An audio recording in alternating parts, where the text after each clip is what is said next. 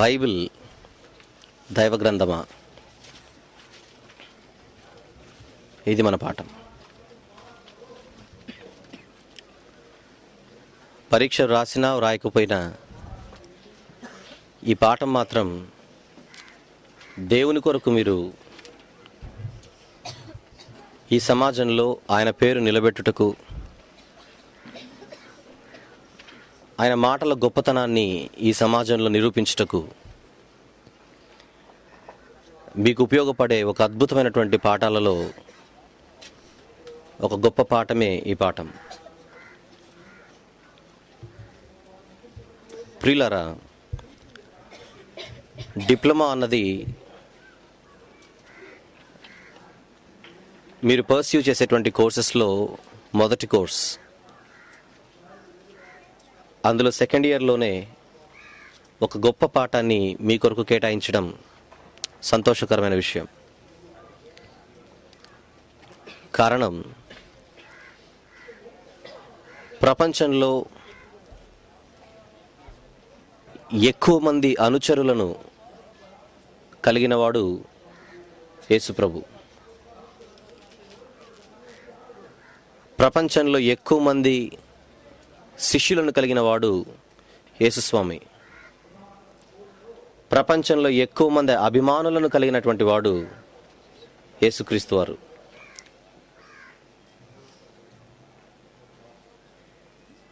ఒక వ్యక్తికున్న పేరును బట్టి ఆయనకు మిత్రులు ఉంటారు, శత్రువులు ఉంటారు. మిత్రులు అన్నవారు ఎప్పుడు కూడా ఆయన గురించి గొప్పగా మాట్లాడతారు, మంచిగా మాట్లాడతారు. ఆయనంటే పడని వారు ఎప్పుడు కూడా ఆయనకు వ్యతిరేకంగానే మాట్లాడతారు. మరి అందుకే ఆయన భవిష్యత్తును బట్టి, భవిష్యత్తులో ఆయనకు వచ్చేటువంటి పేరును బట్టి 2000 సంవత్సరముల క్రితం యేసుక్రీస్తు వారి లోకానికి వచ్చినప్పుడు ఒక ప్రవక్త ఆయన గురించి చెప్పినటువంటి ఒక మాట, ఒకవేళ మీరు బైబిల్లో చూస్తే లూకా సువార్త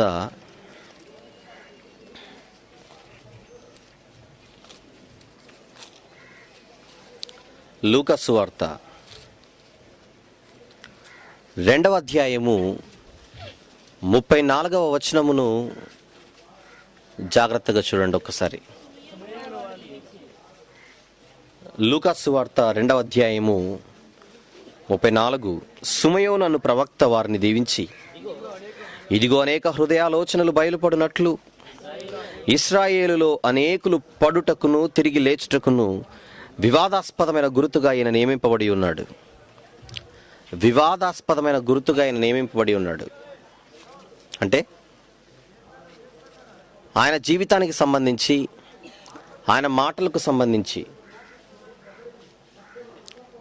ఎప్పుడు కూడా ఒక వివాదం అన్నది ఈ సమాజంలో ఉంటుంది అన్న ప్రవచనాన్ని ప్రవక్త ముందే చెప్పడం ఇక్కడ గమనించదగ్గ విషయం.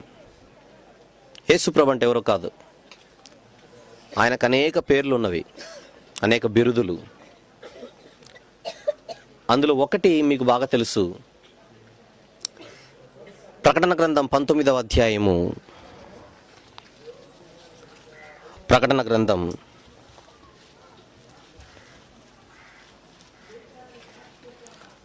19వ అధ్యాయము 13వ వచనమును ఒకసారి మీరు చూస్తే, రక్తములో ముంచబడిన వస్త్రము ఆయన ధరించుకొని ఉండెను, మరియు దేవుని వాక్యము అను నామము ఆయనకు పెట్టబడి ఉన్నది. ఏమని ఆయనకు పెట్టబడి ఉన్నది? దేవుని వాక్యము అనగా దేవుని మాట అన్న పేరు యేసుక్రీస్తు వారికి ఉన్నది. ప్రకటన గ్రంథం రాసినటువంటి యోహాను గారే తాను రాసినటువంటి యోహాను సువార్తలో 1వ అధ్యాయము 1వ వచనములో ఆయన గురించినటువంటి సంబోధన ఎలాగున్నదో చూడండి. అక్కడ ఆదియందు వాక్యం ఉండెను. ఎవరా వాక్యము? చదువుకున్నారు ప్రకటన 19:13లో. యేసుక్రీస్తు వారు ఆదియందు వాక్యము లేదా దేవుని మాట లేదా యేసుక్రీస్తు వారు ఆదియందు వాక్యం ఉండెను, వాక్యము తండ్రి అయిన దేవుని యొద్ద ఉండెను, ఆ వాక్యము దేవుడై ఉండెను, ఆ వాక్యమే శరీరధారి అయి కృపా సత్య సంపూర్ణుడిగా ఈ లోకములో మన మధ్య నివసించెను. 14వ వచనం. ఆ వాక్యము గురించి ప్రవక్త ప్రవచనాన్ని చెబుతూ యేసుప్రభు గురించి ఒక వివాదం ఎప్పుడు కూడా దీనికి సంబంధించి ప్రపంచంలో ఉంటుందని చెప్పాడు. దేవుని వాక్యము లేదా దేవుని మాట, దీని గురించినటువంటి వివాదము సమాజంలో ఉంటుంది అని ప్రవక్త చెప్పినట్టుగా, ఖచ్చితంగా చెప్పినట్టుగా ఈరోజు సమాజంలో దేవుని మాట లేదా దేవుని వాక్యం గురించి ఎప్పుడు కూడా ఒక వివాదం అన్నది సమాజంలో మన కంటికి కనబడుతూ ఉంటుంది. అదేంటంటే దేవుని మాటగా, దేవుని వాక్యంగా ఈరోజు మన చేతిలో ఉన్నది బైబిల్. బైబిల్ గురించి సమాజంలో ఒక వివాదం అన్నది మన కంటికి కనపడుతుంటుంది. ఎస్పెషల్లీ మన చేతుల్లో ఉన్నటువంటి బైబిల్ దేవుని గ్రంథము కాదని, దేవుడు వ్రాయించిన గ్రంథము కాదని, ఇది మానవులు ఊహించి రాసినదని ఒకవైపు శాస్త్రవేత్తలు దీన్ని టార్గెట్ చేశారు. అమెరికా లాంటి అగ్రరాజ్యంలో పిల్లలకు పాఠశాలలో, వాళ్ళ స్కూల్స్లో బైబిల్ని ఒక సబ్జెక్ట్గా పెడితే ఇది వాస్తవాలకు దూరంగా ఉన్నది, సైంటిఫికల్ ఎర్రర్స్ ఇందులో చాలా కనపడుతున్నవి, అంటే శాస్త్రం దీన్ని ఆమోదించలేకపోతుంది కనుక ఇలాంటిది స్కూల్లో ఉండకూడదని క్రైస్తవ రాజ్యంగా, క్రైస్తవ దేశంగా పిలువబడుతున్న ఒక అమెరికా బైబిల్ని పాఠ్యపుస్తకాలలో నుంచి తీసేసిందనంటే పేరుకు క్రైస్తవ రాజ్యం, క్రైస్తవ సామ్రాజ్యం, క్రైస్తవ దేశం, కానీ ఆ దేశాన్ని నడిపిస్తున్నది శాస్త్రవేత్తలు అని చెప్పక తప్పదు. శాస్త్రవేత్తలు ఏమంటే ఆ మాటకే జై.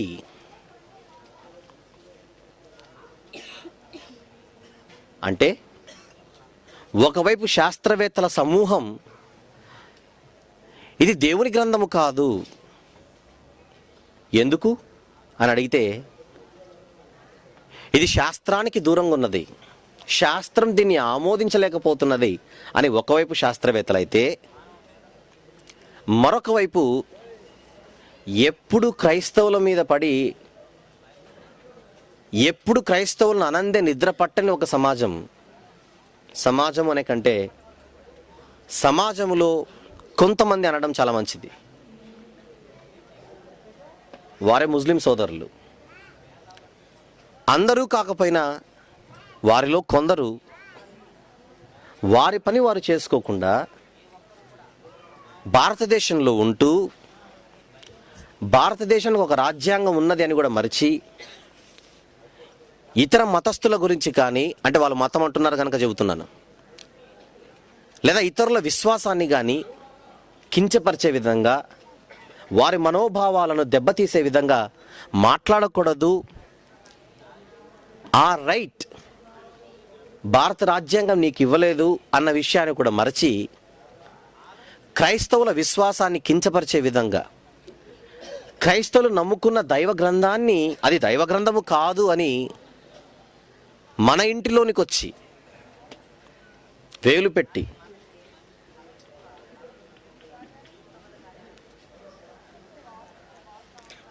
అలాగే మన మనోభావాలను దెబ్బతినే విధంగా వాళ్ళు మాట్లాడుట, పుస్తకాలు రాయుట, చివరికి వారు మాట్లాడే మాట ఒకటి, బైబిల్ దైవ గ్రంథం కాదు. ఒకవైపు వీరు, ఒకవైపు శాస్త్రవేత్తలు. శాస్త్రం ఆమోదించడం లేదు గనక బైబిల్ కరెక్ట్ కాదని శాస్త్రవేత్తలు, మేము చదివితే బైబిల్ దైవ గ్రంథం కాదనిపిస్తోందని వీళ్ళు, ఇంతమంది మూకుమ్ముడిగా దేవుని వాక్యం మీద దాడి చేస్తున్నప్పుడు వారందరికీ ఎదురుగా నిలబడి బైబిల్ యొక్క గొప్పతనాన్ని నిరూపించవలసిన నైతిక బాధ్యత క్రైస్తవుడా నీ మీదనే ఉన్నది.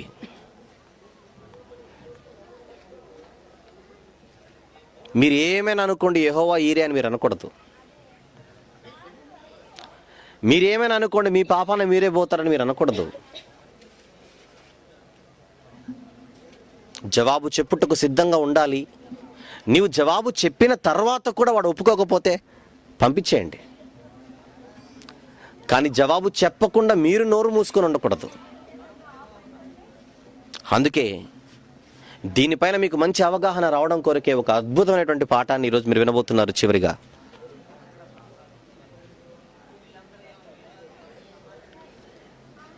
దేవుని చిత్తం కూడా ఏంటో తెలుసండి మన పట్ల. మూర్ఖుల నోరు మూయించుట దేవుని చిత్తం. రెఫరెన్స్ పేతురు గారి రెండవ పత్రిక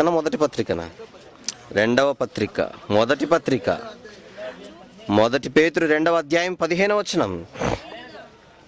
ఏలయనగా మీరిట్లు యుక్త ప్రవర్తన గలవారై అజ్ఞానముగా, ఏంటి అజ్ఞానముగా? బైబిల్ దైవ గ్రంథము కాదు అని అనడం ఒక అజ్ఞానము.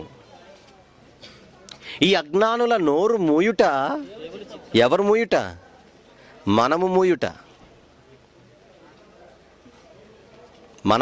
దేవుని చిత్తం. మనము మూయుట దేవుని చిత్తం. హేతు అడుగు ప్రతివానికి 3:15 అదే పత్రిక.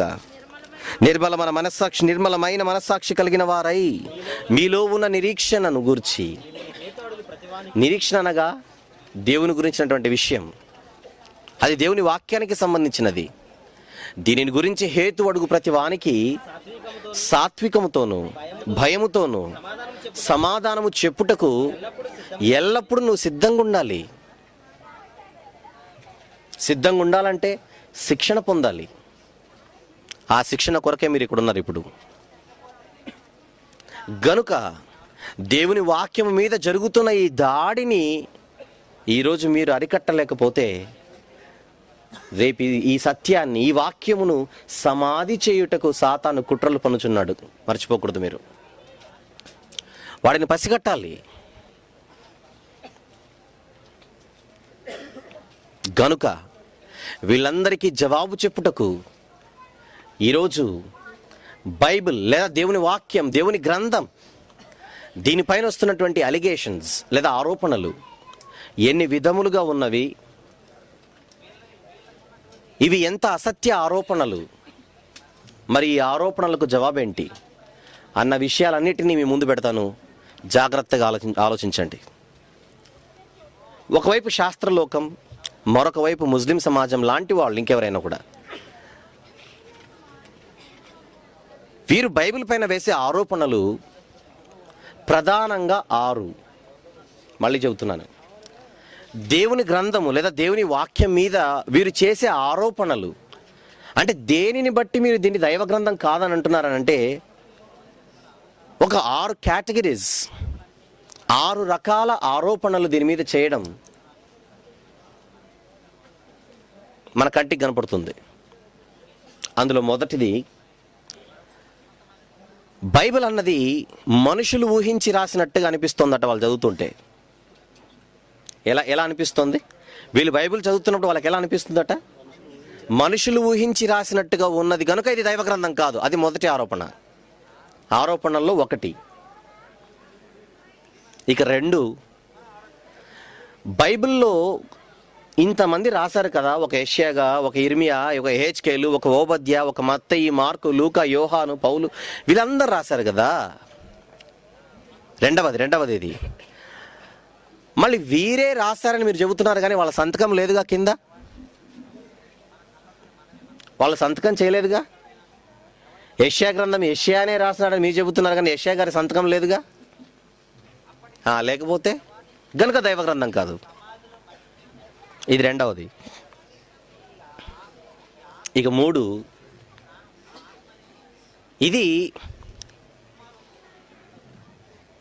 శాస్త్రం దీన్ని, లేదా శాస్త్రానికి ఇది దూరంగా ఉన్నది, లేదా శాస్త్రీయమైనటువంటి తప్పులు,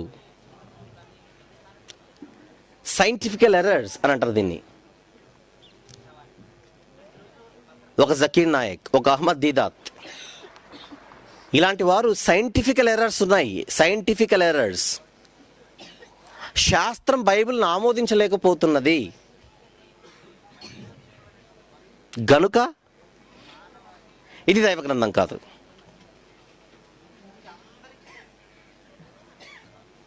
అంటే శాస్త్రీయమైన ఆధారాలు దీనికి లేవు, అది పాయింట్ అక్కడ. 3.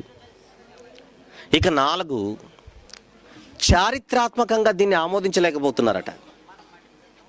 చారిత్రాత్మక ఆధారాలు లేనట్టుగా బైబిల్ కనబడుతోంది వీరికి. చెప్పండి. మొదటిది, మనిషి ఊహించి రాసినట్టుగా అనిపిస్తుందట చదువుతుంటే. 2, సంతకాలు లేవు కనుక వీళ్ళకి దైవగ్రంథం అనిపించట్లేదట. 3,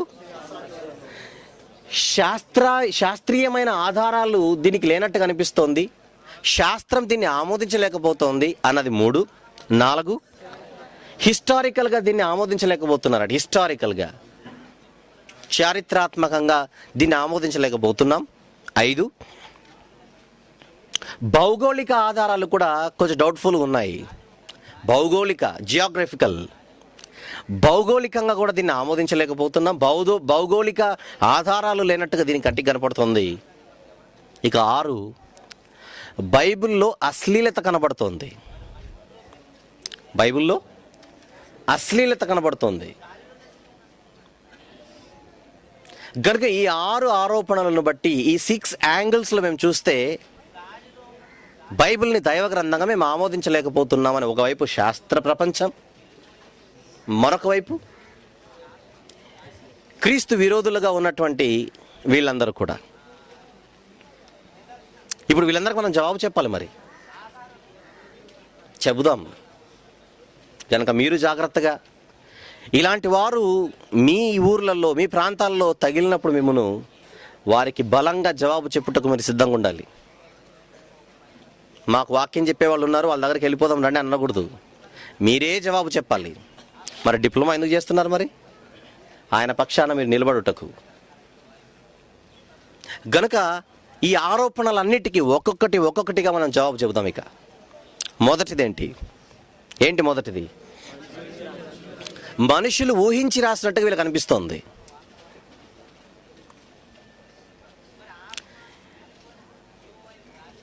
ఇలాంటి ఆరోపణలు వస్తాయనే దేవుడు ముందుగా ఎంత జాగ్రత్తగా బైబిల్ రాయించాడో తెలుసండి. బైబిల్ చదువుతున్నప్పుడే ఒక హెచ్చరిక చేశాడు. బైబిల్ చదువుతున్నప్పుడే ఒక విషయాన్ని గుర్తుపెట్టుకోమని మరీ చెప్పాడు. నిజంగా ఆ మాట చూస్తే, ఈ మాటలు వింటుంటే ఈ మాటలు వస్తాయనే ఉద్దేశంతోనే దేవుడు రాయించాడేమో అనిపిస్తుంది. దాన్ని చూడండి ఒకసారి. ఆ మాట పేతురు గారి 2వ పత్రిక, అక్కడే ఉన్నారు మీరు. ఇంకా 1వ అధ్యాయము 20-21 వచనములు ఎంత చక్కగా ఉన్నాయి చూడండి. ఒకడు తన ఊహను బట్టి చెప్పుట వలన లేఖనములో ఏ ప్రవచనము పుట్టదని మొదట గ్రహించుకొనవలెను. ముందే ఇచ్చేశాడు వార్నింగ్. మొదట గ్రహించుకొనవలనంటే అర్థం ఏంటి? వాక్యము చదవక ముందే మొట్టమొదట మీకు మనసులో ఉండవలసినటువంటి పాయింటే, ఇది మనిషి ఊహించి రాసినది కాదు. ఏలయనగా ప్రవచనము లేదా వాక్యము ఎప్పుడును మనుష్యుని ఇచ్చను బట్టి కలగలేదు, కానీ మనుషులు పరిశుద్ధాత్మ వలన ప్రేరేపింపబడిన వారై దేవుని మూలంగా పలికిరని మొదట గ్రహించుకొనవలన పాయింట్ రాశాడు చూడండి. అక్కడ మనిషి రాశాడు. మనిషి ఆలోచనల నుంచి పుట్టిందని మనుషులు అనుకుంటారు కనుకనే ముందే చెప్పాడు, ఆ పొరపాటున కూడా మీరు అక్కడికి వెళ్ళకండి అని. ఒక మాట మిమ్మల్ని అడుగుతాను ఇప్పుడు. ఒక మాట, ప్రతిరోజు మీరు న్యూస్ పేపర్ చదువుతారు మీరు. ఒక ఈనాడు, ఒక Sakshi, Deccan Chronicle, Hindu, Times of India, ఇవన్నీ చదువుతారు మీరు. ఏమండి, ఈరోజు ఉదయం నుంచి సాయంత్రం వరకు మీరు ఎన్నిసార్లు చదివినా ఈ పేపర్ రేపు చదవమంటే చదువుతారా మీరు? రేపటికి మీకు ఏ పేపర్ కావాలి? రేపు ఒక కొత్త పేపర్ కావాలి. పోనీ నిన్నటి వార్తాపత్రిక ఈరోజు చదవమంటే మీకు అంత ఇంట్రెస్ట్ ఉండదు. ఎందుకు? అందులో కొత్తదనం ఏం లేదు, అంత పాతదే. చదివింది తిరిగి మీకు చదవాలనిపించదు. ఇది ప్రతి ఒక్కరు ఒప్పుకోవలసిన నిజం. పోనీ మీ పుస్తకాలు, చిన్నపిల్లలు 6th class, 7th class, 8th class, 9th class, 10th class text books ఉంటాయి. 6వ తరగతి పుస్తకాలను చదివి పాస్ అయిన వాడు 7వ తరగతికి వచ్చిన తర్వాత 6వ తరగతి పుస్తకాలు చదువురా అంటే చదవడు. 8th class student 7th class text books చదవమంటే వాడికి చదవడానికి ఇంట్రెస్ట్ ఉండదు. అంటే మీరు చదువుకున్న పుస్తకాలను, అలాగనే కాలేజెస్లో కూడా మీరు చదివి పాస్ అయినటువంటి పుస్తకాలని తిరిగి చదవాలంటే మీకు ఆసక్తి రాదు.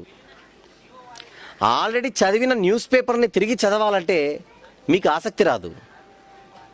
మరొకటి, చందమామ, బాలమిత్ర అనేటువంటి కొన్ని పుస్తకాలు లేదా కొన్ని మ్యాగజైన్స్, ఇలాంటి పుస్తకాలు ఒక్కసారి లేదా 2 సార్లు లేదా 3 సార్లు చదువుతాం. లైఫ్ అంతా చదవగలం ఈ పుస్తకాలని చెప్పండి? చదవాలనిపించేది, ఆసక్తి రాదు. ఇంతమంది ప్రజలు ఉన్నారు కనుక మిమ్మల్ని అడుగుతున్నాను, గుండె మీద చేసుకొని క్రైస్తవులుగా నాకు జవాబు చెప్పకండి, కానీ మీ ఎక్స్పీరియన్స్ ప్రకారంగా న్యూట్రల్గా ఉండి నిజాయితీగా చెప్పండి. మీరు బైబిల్ చదవబట్టి ఎంతకాలమైంది? చిన్నప్పటి నుంచి మీరు చదువుతున్నారు, ఇప్పటికీ చదువుతున్నారు, కొన్ని సంవత్సరాల పాటు మీరు చదువుతూనే ఉన్నారు. మీకున్న ఎక్స్పీరియన్స్ని బట్టి చెప్పండి. బైబిల్లో ఆదికాండం 1వ అధ్యాయం 1వ వచనం నుంచి ప్రకటన గ్రంథం చివరి అధ్యాయం చివరి వచనం వరకు మీరు ఎప్పుడు చదివినా, ఎన్నిసార్లు చదివినా ఖచ్చితంగా ఏదో ఒక కొత్తదనం అంటూ మీకు కనబడుతుందా, కనబడదా చెప్పండి. ఒక అధ్యాయాన్ని, ఒక విషయాన్ని మీరు 100 సార్లు చదవండి, 100 సార్లు చదువుతున్నా 100 సార్లు మీరు ఏదో నేర్చుకున్నట్టు ఫీలింగ్ ఉంటుంది మీకు. ఎప్పుడైనా మీరు బోర్ కొట్టిందా? ఏదో కొత్తదనం అది చదువుతుంటే, అబ్బా దేవుడు ఇందులో నా కొరకు ఇది రాయించాడా, ఇందులో ఇది ఉందా అన్న కొత్తదనం మనం ఫీల్ అవుతూనే ఉంటాం. కానీ ఏమండి, ఒక కథల పుస్తకం చదువుతున్నప్పుడు, ఒక వార్తాపత్రిక చదువుతున్నప్పుడు ఉన్న ఫీలింగ్ మాత్రం పొరపాటున కూడా మనం బైబిల్ చదువుతున్నప్పుడు కలగదు. చిన్నప్పటి నుంచి క్రైస్తవులే కాదుగా ఇక్కడ ఉండేది. పుట్టినప్పటి నుంచి క్రైస్తవ కుటుంబంలో ఉన్నవారే లేరు ఇక్కడ. తర్వాత యేసుప్రభుని నమ్ముకొని బైబిల్ యొక్క గొప్పతనాన్ని తెలుసుకొని వచ్చిన వాళ్ళు కూడా ఇక్కడ మీలో ఉన్నారు.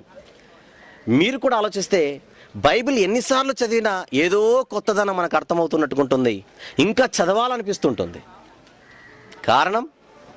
కారణం అది మనిషి రాసిన పుస్తకము కాదు గనుక, అది మనిషి ఊహల్లో నుంచి వచ్చినది కాదు గనుక. తన నాలెడ్జ్తో మనిషి ఎన్నో చిత్రాలు తీస్తాడు, సినిమాలు తీస్తాడు. ఒక సినిమా ఎన్నిసార్లు మీరు చూడగలరు?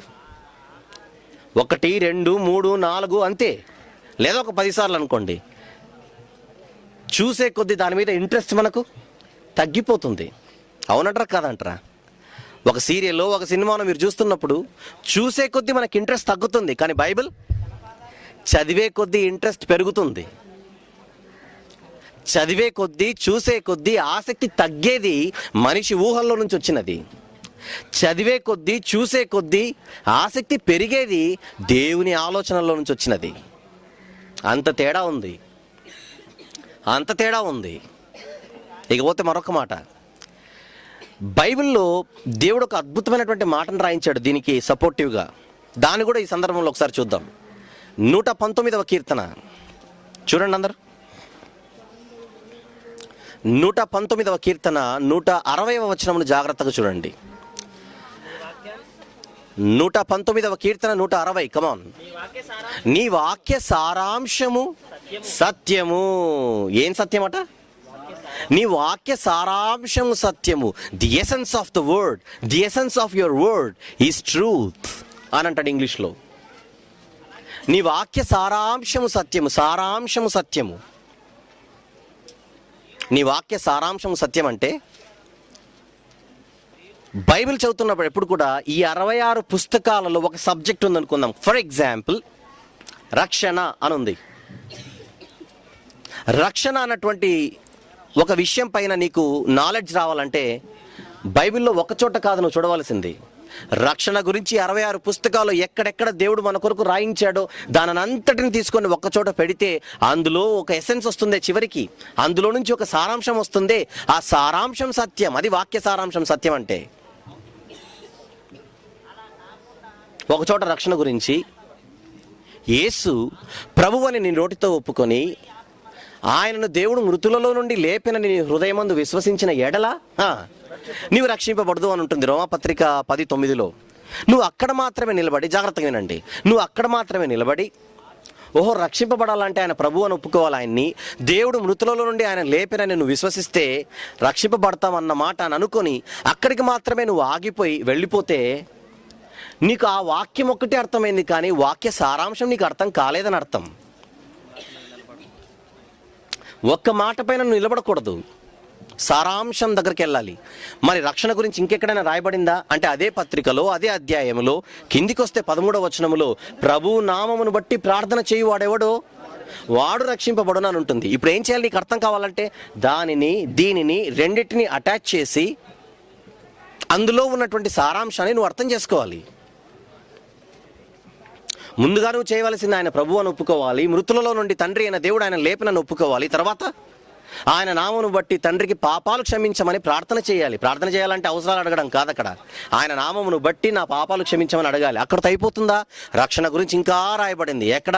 మార్కు సువార్త 16:16లో నమ్మి బాప్తిస్మము పొందిన వాడు రక్షింపబడును అంటే మొదట 9వ వచనాన్ని పాటించాలి, రోమా 10:9, తర్వాత రోమా 10:13 పాటించాలి, తర్వాత మార్కు 16:16 పాటించాలి. అక్కడితో ఆగిపోతే బాప్తిసం తీసుకుని ఇంటికి వెళ్ళిపోతావు. కానీ అది కాదుగా, తర్వాత ఇంకొక క్లాజ్ పెట్టాడు దేవుడు, ఇంకొక కండిషన్ పెట్టాడు దేవుడు. ఏమని? అంతము వరకు సహించిన వాడు రక్షింపబడునని మత్తయి సువార్తలో ఉంటుంది, అంటే 24:13లో ఉంటుంది. అంటే రక్షింపబడుట అన్న విషయం పైన నీకు నాలెడ్జ్ రావాలంటే నువ్వు రోమాపత్రిక చదవాలి, మార్కు సువార్త చదవాలి, మత్తయి సువార్త చదవాలి. ఈ 4 పుస్తకాలు ఇంకా బైబిల్లో ఉన్న అన్ని విషయాలు తీసుకొని వచ్చి ఒక చోట పెట్టి అందులో ఉన్న సారాంశాన్ని ఎత్తి నీకు అర్థం చేసుకుంటే అప్పుడు నీకు సబ్జెక్ట్ అర్థమవుతుంది, అది సత్యం. అదే 119, 160లో మీరు చదివినది, నీ వాక్య సారాంశము సత్యము అని అంటున్నాడు. ఇప్పుడు నా పాయింట్ ఏంటంటే ఈ సారాంశం అన్నది ఎప్పుడు కూడా బైబిల్లో సవరించబడలేదు. మళ్ళీ చెప్తున్నాను, ఈ వాక్య సారాంశం అన్నది ఎప్పుడు కూడా సవరించబడలేదు. కానీ మనుషులు రాసిన పుస్తకాలు ఉదాహరణకు మన రాజ్యాంగం, భారత రాజ్యాంగాన్ని రాసింది ఒక మనిషి ఆలోచనల నుంచి పుట్టినదే భారత రాజ్యాంగం. ఎన్నిసార్లు సవరించబడిందో చెప్పండి? ఎన్నో మార్లు. అమెండ్మెంట్స్ అంటాం ఇంగ్లీష్లో దాన్ని. 70th amendment, 71st amendment, 72nd amendment అంటే సవరణ. ఏమండి, భారత రాజ్యాంగం గొప్ప రాజ్యాంగం అని చెప్పుకుంటున్న మనం ఎందుకు అన్నిసార్లు దాన్ని సవరించవలసి వచ్చింది? కారణం, అది మనిషి తన ఆలోచనల నుంచి పుట్టించాడు కనుక. ఒకప్పుడు అనుకున్నాడు ఇది కరెక్ట్ అని, తర్వాత అనుకున్నాడు ఇది ఇంతకంటే ఇంకోటి బెటర్ అని, తర్వాత అనుకున్నాడు ఇంకా ఇంతకంటే ఇది బెటర్ అని. అంటే మనిషి ఊహించి రాస్తే ఎన్నో సవరణలు దానికి అవసరమైతే, కానీ బైబిల్ అన్నది ఎప్పుడు కూడా, బైబిల్లో ఉన్న సారాంశం అన్నది ఎప్పుడు కూడా సవరణలు జరగలేదు. సవరించబడనిది బైబిల్. నా ప్రశ్న, ఎందుకు సవరించబడలేదు? ఎందుకు సవరించబడలేదు? అది దేవుడు రాయించాడు గనుక.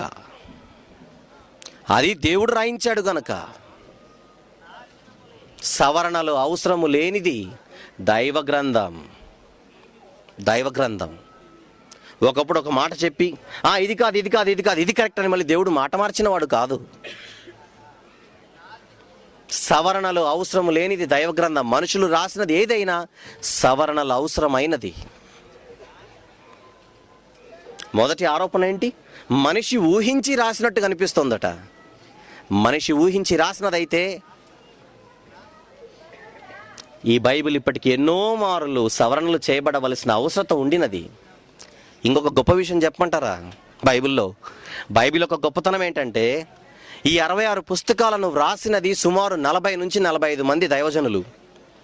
వీళ్ళందరూ ఒకటే చోట కూర్చొని సమావేశం పెట్టుకొని, అసెంబ్లీ మీటింగ్ పెట్టుకొని రాసినటువంటి పుస్తకాలు కాదు ఇవి. వీళ్ళందరూ వేరువేరు కాలాలకు చెందినవారు.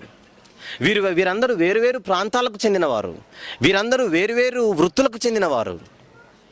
ఏమండి, వీరందరూ వేరువేరు పరిస్థితుల మధ్య రాసిన వారు. కానీ గొప్పతనం ఏంటంటే వీళ్ళందరూ వేరువేరు ప్రాంతాలకు చెందిన, వేరువేరు కాలాలకు చెందిన, వేరువేరు వృత్తులకు చెందిన, వేరువేరు పదవుల్లో ఉన్న, వేరువేరు పరిస్థితుల్లో రాసిన ఈ బైబిల్ యొక్క గొప్పతనం ఏంటో తెలుసండి. వీళ్ళందరూ రాసింది మాత్రం ఒకటే. వీళ్ళందరి మాటలలోని సారాంశం మాత్రం ఒక్కటే. ఇప్పుడు నా పాయింట్, అందరూ ఒకే చోట కూర్చొని అందరూ కలిసి ఒకటే విషయాన్ని రాస్తే గొప్పతనమా? వీరందరూ వేరువేరు కాలాల్లో, వేరువేరు వృత్తుల్లో, వేరువేరు పరిస్థితుల్లో ఉంటూ కూడా అందరూ కలిసి ఒకటే విషయాన్ని రాయడం గొప్పతనమా చెప్పండి? వేరువేరు కాలాల్లో ఉంటూ అందరూ ఒకే విషయాన్ని రాయడం గొప్పతనం అవుతుంది. ఎలా సాధ్యమైంది? ప్రశ్న మీరు అడగాలి. ఎలా సాధ్యమైంది? బురద చల్లడం ఈజీ కాదు. ఎందుకు చల్లావో నిరూపించాలి. అడుగుతున్న ప్రశ్నలకు జవాబు చెప్పాలి. ఏమండి, ఎలా సాధ్యమైంది? వీళ్ళందరూ ఒకటే విషయం గురించి అంత ఖచ్చితంగా ఒకే ట్రాక్ మీద, ఒకే తాటి మీద నిలబడి ఎలా చెప్పగలిగారు? నోరు మూసుకొని ఒప్పుకొని తినవలసిందే. ఏమని? ఇది మనుషులు మనుషుల ఊహల్లో నుంచి పుట్టినది కాదని. మొదటి ఆరోపణకు ఎన్ని బలమైన పాయింట్స్ మన దగ్గర ఉన్నాయి చూడండి. మొదటి ఆరోపణ మనుషులు ఊహించి రాసినదైతే ఇది సాధ్యపడేదే కాదు. క్రీస్తు పూర్వం సుమారు 1500 సంవత్సరాల కాలంలో ఈ 66 పుస్తకాలు, ఈ దేవుని మాటలు రాయడం మొదలుపెట్టి క్రీస్తు శకం మొదటి 100 సంవత్సరాలు పూర్తి చేశారంటే 1600 సంవత్సరాల పాటు ఈ పుస్తకాలని రాయబడ్డాయి. 1600 సంవత్సరాల కాలంలో ఇన్ని గొప్ప మాటలు అందరూ ఒకటే తాటి మీద నిలబడి మాట్లాడినట్టుగా ఉన్నాయంటే దేవుడు తన భక్తుల చేత, ఇంతకుముందు 2 పేతురు 1:20-21 చూసినట్టుగా ఆయన ప్రేరేపించి రాయించాడనడానికి ఇంతకంటే పెద్ద నిదర్శనం మనకు అవసరం లేదు. నేను నమ్మనండి అన్నాడా? పో, నమ్మకపోతే పో, అది నిజం. భూమి సూర్యుని చుట్టూ తిరుగును, నేను నమ్మనండి అన్నాడు. మళ్ళీ చెప్పు, భూమి సూర్యుని చుట్టూ తిరుగును. నమ్మనన్నాడు అనుకోండి, మూడోసారి చెప్పు, భూమి సూర్యుని చుట్టూ తిరుగును, నమ్మననుకో, గెట్ లాస్ట్. ఏం చేస్తావు? ఇంకా చచ్చిన తర్వాత వద్దన నమ్ముతాడు. అప్పుడు వద్దన నమ్ముతాడు. చెప్పడం మన బాధ్యత. పాయింట్ నెంబర్ 2 ఏంటి? రెండవది ఏంటి? సంతకాలు చేయలేదు. ఇది పెద్ద పాయింట్. ఏంటి? రాసిన ఈ దైవజనులందరూ సంతకాలు చేయలేదు. చేయకపోతే దైవ గ్రంథం కాదు. దానికి పెద్దగా వాదించాల్సిన అవసరం లేదు. Very simple. అవును, వాళ్ళు సంతకాలు చేయలేదు, కారణం అవి వాళ్ళ మాటలు కాదు కనుక. అంతే కదా, వాళ్ళ మాటలంటే వాళ్ళు ఖచ్చితంగా సంతకం చేశారు. నీ నోటితో నువ్వేమని చెబుతున్నావు తెలుసా? సంతకం వాళ్ళు చేయలేదు, అందుకే వాళ్ళ మాటలు కాదు అవి. దేవుడు రాయించాడు కనుక సంతకం చేయలేదు వాళ్ళు. చాలా ఇంకేమైనా కావాలా? వాళ్ళ సంతకాలు చేయలేదు, వాళ్ళ మాటలు కావు కనుక.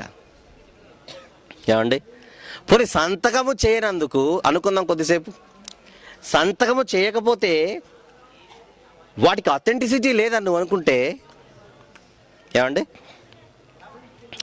చదువుకునే పిల్లలు చాలామంది కనపడుతున్నారు ఇక్కడ. సైన్స్ స్టూడెంట్స్ లేదా అదర్ స్టూడెంట్స్ ఎవరైతే ఉన్నారో, మీ దగ్గర టెక్స్ట్ బుక్స్ ఉంటాయి కదా, మీ అందరి దగ్గర టెక్స్ట్ బుక్స్ ఉంటాయి, లెసన్స్ ఉంటాయి. అందులో టెక్స్ట్ బుక్స్ ఉంటాయి, లెసన్స్ ఉంటాయి. అవన్నీ మీరు చదువుకొని తర్వాత వాటిని నమ్మి, తర్వాత వాటిని పరీక్షల్లో రాసి మార్కులు కొట్టి సర్టిఫికెట్ సంపాదించి అది చూపించి ఉద్యోగం కొట్టి జీతం తీసుకొని కడుపులు నింపుకుంటున్నారు. Yes or no? Very good. ఇప్పుడు నా పాయింట్కి ఆన్సర్ చెప్పాలి. మీరు చదువుకున్న పుస్తకాల్లో లెసన్స్ ఉన్నాయే, సైన్స్లో కానీ సోషల్లో కానీ ఏదో లెసన్స్ ఉన్నాయే. అందులో మొదటి పాఠం, రెండవ పాఠం, మూడవ పాఠం, నాలుగవ పాఠం అయిపోయిన తర్వాత ఎవరైనా సంతకం పెట్టారా? చెప్పండి. సంతకాలు ఉన్నాయా? మళ్ళీ సంతకాలు లేకపోతే ఎందుకు నమ్మావు? నువ్వు కాదు, వేస్తున్నవాడు. వాడిని అడగండి, ఒరే నువ్వు ఏం చదువుకున్నావురా అని అడగండి ఫస్ట్. సంతకం లేదు కదా, యెషయా రాశాడని నువ్వెందుకు నమ్ముతున్నావు? నిన్నంటే నువ్వేం చదువుకున్నావు తంబి అని ఫస్ట్. వాడు చెబుతాడు, ఇంటరో డిగ్రీనో ఏదో ఒకటి చెబుతాడు. పెద్ద మనిషి అయితే ఏదో ఒకటి చెబుతాడు. నువ్వు చదువుకున్న పుస్తకాల్లో పాఠాలు ఉన్నాయి కదా, ఉన్నాయి. తర్వాత సంతకం ఎవరైనా చేశారా? ఎవ్వరు చేయలేదు. మరి సంతకం లేకపోతే ఎందుకు నమ్మి పరీక్ష రాసావు? సంతకం లేని పాఠాన్ని నమ్మావు, ఆ నమ్మిన పాఠాన్ని పరీక్ష రాసావు, అందులో పాస్ అయ్యావు, సర్టిఫికేట్ తెచ్చుకొని ఉద్యోగం సంపాదించి ఈరోజు బ్రతికేస్తున్నావు. అంటే సంతకము లేని పాఠాన్ని నమ్మి రాసిన సర్టిఫికెట్, సంతకము లేనిది దొంగదైతే, సంతకము లేనిది నకిలీ అయితే, ఇప్పుడు నీ చేతిలో ఉండే సర్టిఫికెట్ కూడా ఏం సర్టిఫికెట్? అది నకిలీ సర్టిఫికెట్. అంటే నువ్వు దొంగ సర్టిఫికెట్ ప్రొడ్యూస్ చేసి ఉద్యోగం సంపాదించావు నువ్వు. మరి అయ్యే అది కాదండి అని అంటాడు. అప్పుడు అది కాకపోతే ఇది కూడా అది కాదు. మరి అక్కడ సంతకం లేకున్నా ఎందుకు నువ్వు నమ్మావు? సంతకం లేకున్నా నమ్మొచ్చని నువ్వంటే, సంతకం లేకున్నా కూడా నేను నమ్ముతాను ఇది దేవుని మాటని, దేవుడు ప్రేరేపిస్తే రాయించిన మాటని. అసలు సంతకం లేకోకుండా లేదు గనక దీన్ని నమ్మడానికి వీలు లేదనడం ఏమైనా పాయింట్ అండి? అసలు ఆ క్వశ్చనే అజ్ఞానమైంది. అందుకే ఆన్సర్ ఇలా చెప్పాల్సి వస్తుంది. Very good. Second point is not at all A point. అసలు సెకండ్ పాయింటే కాదు. కానీ అడిగాడు కనుక చెప్పాలి, తప్పదు. మరి సంతకం లేకుండా ఇన్నిటిని నమ్మావు, నువ్వు అవన్నీ నమ్మనని చెప్పు. వాడు నమ్మనంటే ఆయన సర్టిఫికేట్ చెల్లదు. అప్పుడు అక్కడ మాత్రం నువ్వు దొరవి, ఇక్కడైతే ఇది తప్పు అంటున్నావు. కనుక సంతకాలు ఎందుకు చేయలేదు? ఫస్ట్ ఆఫ్ ఆల్ వాళ్ళ మాటలు కాదు కనుక సంతకాలు చేయలేదు. ఇంకా ఎక్స్ట్రా మాట్లాడితే నువ్వెందుకు నమ్మావు? అది పాయింట్ అక్కడ. చెప్పండి. ఫస్ట్ వన్ ఏంటి? ఊహించి రాసినది అస్సలు కాదు. కారణం, ఊహించి రాసినది అయితే సవరణలు జరగాలి. సవరణలు జరగకుండా అందరూ ఒక తాటి మీద నిలబడి రాసినట్టుగా కంటికి కనపడుతున్నప్పుడు అసలు దైవ గ్రంథం అని చెప్పుకోవడానికి గర్వపడాలి. అది గొప్ప గ్రంథం.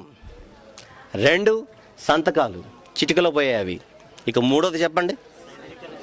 సైంటిఫికల్ ఎర్రర్స్ అట. అంటే శాస్త్రీయమైన తప్పులు లేదా శాస్త్రీయమైన ఆధారాలు లేనిది. అంటే సైన్స్ ఒప్పుకోవట్లేదు. అది 3rd పాయింట్ వీళ్ళది. బైబిల్ని ఎవరు ఒప్పుకోవట్లేదట? సైన్స్ ఒప్పుకోవట్లేదు. ఒక మాట చెప్తాను, జాగ్రత్తగా వినండి. అసలు బైబిల్ని ఒప్పుకోవడానికి సైన్స్ ఎవరు? పాయింట్ నెంబర్ 1 మంది ఈ కేటగిరీలో అసలు బైబిల్ని ఒప్పుకోవడానికి సైన్స్ ఎవరు? ఎక్కువ మాట్లాడితే సైన్స్ను బైబిల్ ఒప్పుకోవాలి. మీకు అర్థమవుతుందో లేదో? బైబిల్ని సైన్స్ కాదు ఒప్పుకోవడానికి, సైన్స్ను బైబిల్ ఒప్పుకోవాలి. బైబిల్ ఒప్పుకున్నప్పుడే సైన్స్ కరెక్ట్ అవుతుంది. మతిపోయే మాటలు చెబుతాను ఇప్పుడు. 3rd కేటగిరీలో అలిసిపోయేంత వరకు ఆ రెఫరెన్స్లు రాసుకోండి ఇప్పుడు. ఓకే. 3rd category. ఇక వాడు నోరెత్తకూడదండి బాబు, నోరెత్తకూడదు. అనుకుందాం, సైంటిస్ట్ చెబుతున్నాడు ఇది according to science this is wrong అని. ద వర్డ్ ఆఫ్ గాడ్, బైబిల్ని సైన్స్ ఒప్పుకోవట్లేదు. సైంటిస్ట్ ఒప్పుకోవట్లేదట. సైంటిస్ట్ ఒప్పుకోవట్లేదు. సైన్స్ కంటే, సైంటిస్ట్ కంటే బైబిల్ ఎంత గొప్పదో వాడు మాట్లాడకుండా మీకు జవాబులు చెప్పడం కొరకు, ఏమండి, మీరు పరీక్ష రాసినా రాయకున్నా ఈ మాటలు అయితే రాసుకొని తీరండి అందరూ. కమాన్, నోట్ చేసుకోండి.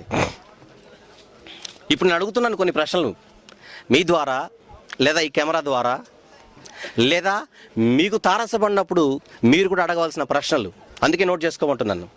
సుమారు 13, 12, 13 పాయింట్స్ ఉంటాయి. ఓపిక రాసుకోండి. నెంబర్ వన్, క్రీస్తు శకం 1648లో, డేట్, ఇయర్ ఖచ్చితంగా రాసుకోవాలి. క్రీస్తు శకం 1648లో భూమి శూన్యంలో వేలాడుతుంది అన్నాడు సర్ ఐజాక్ న్యూటన్. ఎప్పుడు? క్రీస్తు శకం 1648లో భూమి శూన్యంలో వేలాడుతుందని సైంటిస్ట్ లేదా ఒక ఐజాక్ న్యూటన్ చెబితే ప్రపంచం బలే బలే బలే బలే బలే బలే బలే బలే అనింది. మరి బైబిల్ దైవ గ్రంథం ఇదే విషయం మీద ఎప్పుడు మాట్లాడిందో ఒక్కసారి దగ్గరున్న వాళ్ళ బైబిల్ తీసి ఓపెన్ చేసి చెప్పండి. యోబు గ్రంథం 26వ అధ్యాయము 7వ వచనం. ఒకరు బైబిల్ తీయాలి, చదువుతుండాలి ఒకరు. యోబు గ్రంథం 26వ అధ్యాయం 7వ వచనం. కమాన్. శూన్య మండలము పైని ఉత్తర దిక్కుననున్న ఆకాశ విశాలమును ఆయన పరిచెను శూన్యము పైని భూమిని దేవుడు వ్రేలాడదీసిన ఉంది చూడండి అక్కడ. అంటే శూన్యములో భూమి ఉంది. ఎక్కడుంది భూమి? శూన్యములో భూమి వ్రేలాడుతున్నది. ఎప్పుడు చెప్పాడు? బైబిల్ ఎప్పుడు చెప్పింది? బైబిల్ ఎప్పుడు చెప్పింది? క్రీస్తు పూర్వం సుమారు 1400 సంవత్సరాలు. ఇది కూడా రాసుకోండి. క్రీస్తు పూర్వం 1400 సంవత్సరాలు. ఐజాక్ న్యూటన్ ఎప్పుడు చెప్పాడు? క్రీస్తు శకం 17వ శతాబ్దం. అది 1648 అంటే ఏ శతాబ్దం? 17వ శతాబ్దం. అంటే ఈ 17 ఆ 14, 17 + 14 కలపండి, 3100. అంటే ఐజాక్ న్యూటన్ చెప్పకంటే ముందు 3100 సంవత్సరాల క్రితమే బైబిల్ చెప్పింది. నా పాయింట్ ఏంటంటే సైన్స్ అండ్ టెక్నాలజీ డెవలప్ అవుతున్నప్పుడు ఏమండి మొన్న లెక్కలు కట్టి ఒక ఐజాక్ న్యూటన్ చెప్పాడు. కానీ ఐజాక్ న్యూటన్ కంటే ముందు 3100 సంవత్సరాల క్రితమే అదే విషయాన్ని బైబిల్లో చెబితే మొన్న ఐజాక్ న్యూటన్ చెబితే నీ దృష్టిలో ఐజాక్ న్యూటన్ గొప్పవాడయ్యాడు. ఐజాక్ న్యూటన్ కంటే కొన్ని వేల సంవత్సరాల క్రితము చెప్పినటువంటి బైబిల్ మాత్రం నీకు ఎలా కనపడుతోంది? దైవ గ్రంథంగా కనబడటం లేదంట. ఎవరు సీనియర్ ఈ విషయంలో చెప్పండి? శాస్త్రవేత్త కంటే ముందు దైవ గ్రంథం చెబుతోంది. శాస్త్రవేత్త కంటే ముందు బైబిల్ చెబుతోంది భూమి శూన్యములో వ్రేలాడుతున్నదని. సైన్స్ ముందా? బైబిల్ ముందా? బైబిల్ ముందు. మరొకటి చూద్దాం. క్రీస్తు శకం 1543. క్రీస్తు శకం 1543లో భూమి కదులుతుంది గనుకనే కాలాలు వస్తున్నవి, భూమి కదులుతోంది అని నికోలస్ కోపర్నికస్ చెప్పాడు. ఎప్పుడు? క్రీస్తు శకం 1543లో. మరి బైబిల్ ఎప్పుడు చెప్పిందో దీని గురించి ఆలోచించండి. యోబు గ్రంథం, మళ్ళీ యోబు గ్రంథం 9వ అధ్యాయము ఒక్కసారి 6వ వచనమును జాగ్రత్తగా చూడండి. యోబు గ్రంథం 9వ అధ్యాయము 6వ వచనం.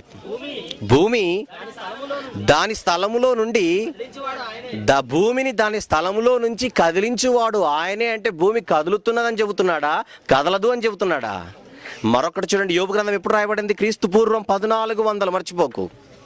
మరొక మాట చూద్దాం. కీర్తనల గ్రంథం 74వ అధ్యాయము. కీర్తనల గ్రంథం 74వ అధ్యాయము 17వ వచనమును చూడండి జాగ్రత్తగా. భూమికి సరిహద్దులు నిర్మించిన వాడవు నీవే, వేసవి కాలము చలికాలము నీవే కలుగజేసితివి. అంటే భూమికి సరిహద్దులు కలుగు చేయటం వలన, భూమి తిరుగుట వలన ఏమొస్తున్నాయి? వేసవి కాలము, చలికాలం, కాలాలు వస్తున్నాయి. భూమిని బట్టి భూమి తిరుగుట వలన కాలాలు వస్తున్నవని క్రీస్తు పూర్వం 800లో చెప్పాడు. 800లో. యోబు గారు ఎప్పుడు చెప్పారు? 1400. నికోలస్ కోపర్నికస్ ఎప్పుడు చెప్పాడు? క్రీస్తు శకం 16వ శతాబ్దం. 16కు 14 కలిపితే 3000. నికోలస్ కోపర్నికస్ అనే శాస్త్రవేత్త చెప్పే కంటే ముందు 3000 సంవత్సరాల క్రితం బైబిల్ చెబితే బైబిల్ ముందు అవుతుందా? సైంటిస్ట్ ముందు వాడు అవుతాడు? చెప్పండి. బైబిల్ ముందు అవుతుంది. మళ్ళీ వీడెవడు బైబిల్ని ఒప్పుకోవడానికి? తాతకు దగ్గులు నేర్పించకూడదు, చేపకు ఈత నేర్పించకూడదు, దేవుని వాక్యం దగ్గరకు వచ్చి సైన్స్ నేర్పిస్తానంటే కుదరదు. చివరిలో అద్భుతమైన షాకింగ్ ఒకటి ఉంటుంది సైంటిస్ట్కి, తర్వాత చెబుతాను. ఓకే. పాయింట్ నెంబర్ 3 1610 క్రీస్తు శకం 1610లో గెలీలియో టెలిస్కోప్ కనుగొన్నాడు. టెలిస్కోప్ కనుగొన్న తర్వాత 1610లో టెలిస్కోప్ కనుగొనబడిన తర్వాత ఏం తెలిసిందంటే ప్రపంచానికి చంద్రునికి స్వయం ప్రకాశక శక్తి లేదని, సూర్యుడే అతనికి అవసరమని, సూర్యుని వలనే మనకు ప్రకాశిస్తున్నట్టుగా కనబడతాడని ఎప్పుడు చెప్పారు? టెలిస్కోప్ కనుగొనబడిన తర్వాత. మరి బైబిల్ ఎప్పుడు చెప్పింది? బైబిల్ ఎప్పుడు చెప్పింది? యోబు గ్రంథం 25వ అధ్యాయము. యోబు గ్రంథం 25వ అధ్యాయము 5వ వచనమును జాగ్రత్తగా చూడండి ఒక్కసారి. ఆయన దృష్టికి చంద్రుడు కాంతి గలవాడు కాడు. యోబు గ్రంథం 25:5. యోబు గ్రంథం 25:5. ఆయన దృష్టికి చంద్రుడు కాంతి గలవాడు కాడు. అంటే ప్రకాశిస్తాడనా, ప్రకాశించడనా? ప్రకాశించడని. మరొకటి చూద్దాం. యెషయా గ్రంథం 13వ అధ్యాయము 10వ వచనం. యెషయా గ్రంథము 13వ అధ్యాయము 10వ వచనం. ఆకాశ నక్షత్రములను, నక్షత్ర రాసులను వాటి వెలుగును ప్రకాశించనీయవు. ఎప్పుడైతే ఆకాశ నక్షత్రములు లేదా సూర్యుడు ఇవన్నీ ప్రకాశించవో చంద్రుడు ప్రకాశించడు. ఎంత బాగుంది! ఎప్పుడైతే సూర్య నక్షత్రాలు, సూర్యుడు ఒక నక్షత్రం, సూర్యుడు అనే ఒక నక్షత్రం ప్రకాశించదో ఆటోమేటిక్ ఏం జరుగుతుంది? రిజల్ట్, చంద్రుడు ప్రకాశించడం మానేస్తాడు. అంటే చంద్రుడు ఎవరు కాదని? స్వయం ప్రకాశక శక్తి కాదని ఎప్పుడు చెప్పాడు యెషయా గారు? ఇది క్రీస్తు పూర్వం 740లో. ఇది కూడా క్రీస్తు పూర్వమే. యోబు గారు క్రీస్తు పూర్వమే. మళ్ళీ వీళ్ళకి ఎప్పుడు తెలిసింది? 1610లో టెలిస్కోప్ కనుగొనబడిన తర్వాత. అది 17వ శతాబ్దం అనుకోండి కొద్దిసేపు. ఇది కూడా సైంటిస్ట్ కంటే ముందు, శాస్త్ర ప్రపంచం కంటే ముందు, అసలు టెక్నాలజీనే లేనప్పుడు బైబిల్ చెప్పింది ఏమని? చంద్రుడు స్వయం ప్రకాశక శక్తి కాదని. ఎలా సాధ్యమైంది ఒక మనిషికి?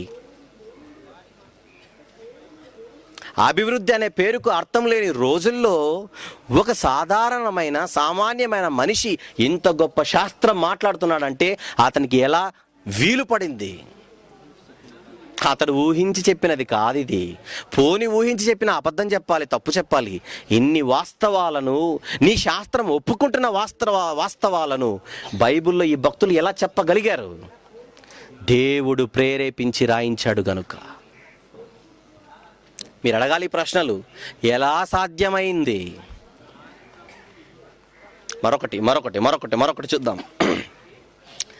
వెరీ రీసెంట్గా ఈ మధ్య కాలంలో నక్షత్రాలను పరిశీలించి ఒక మాట చెప్పారు. ఏమనంటే, నక్షత్రాలని ఒకే రకంలో లేవని, కంటికి కనబడుతున్న నక్షత్రాలన్నీ కూడా ఒకటే రకమైన నక్షత్రాలు కాదని, అందులో రకాలున్నాయని, అందులో బ్లూ స్టార్స్ అనేవి, డార్క్ స్టార్స్ అనేవి, మ్యాగ్నో స్టార్స్ అనేవి, క్రాబ్యులాస్ అనేవి, సూపర్ నోవాస్ అనేవి, క్వాడ్జర్స్ అనేవి, న్యూటన్ స్టార్స్ అనేవి, న్యూట్రాన్ స్టార్స్ అనేవి, రకరకాల నక్షత్రాలు ఉన్నాయి.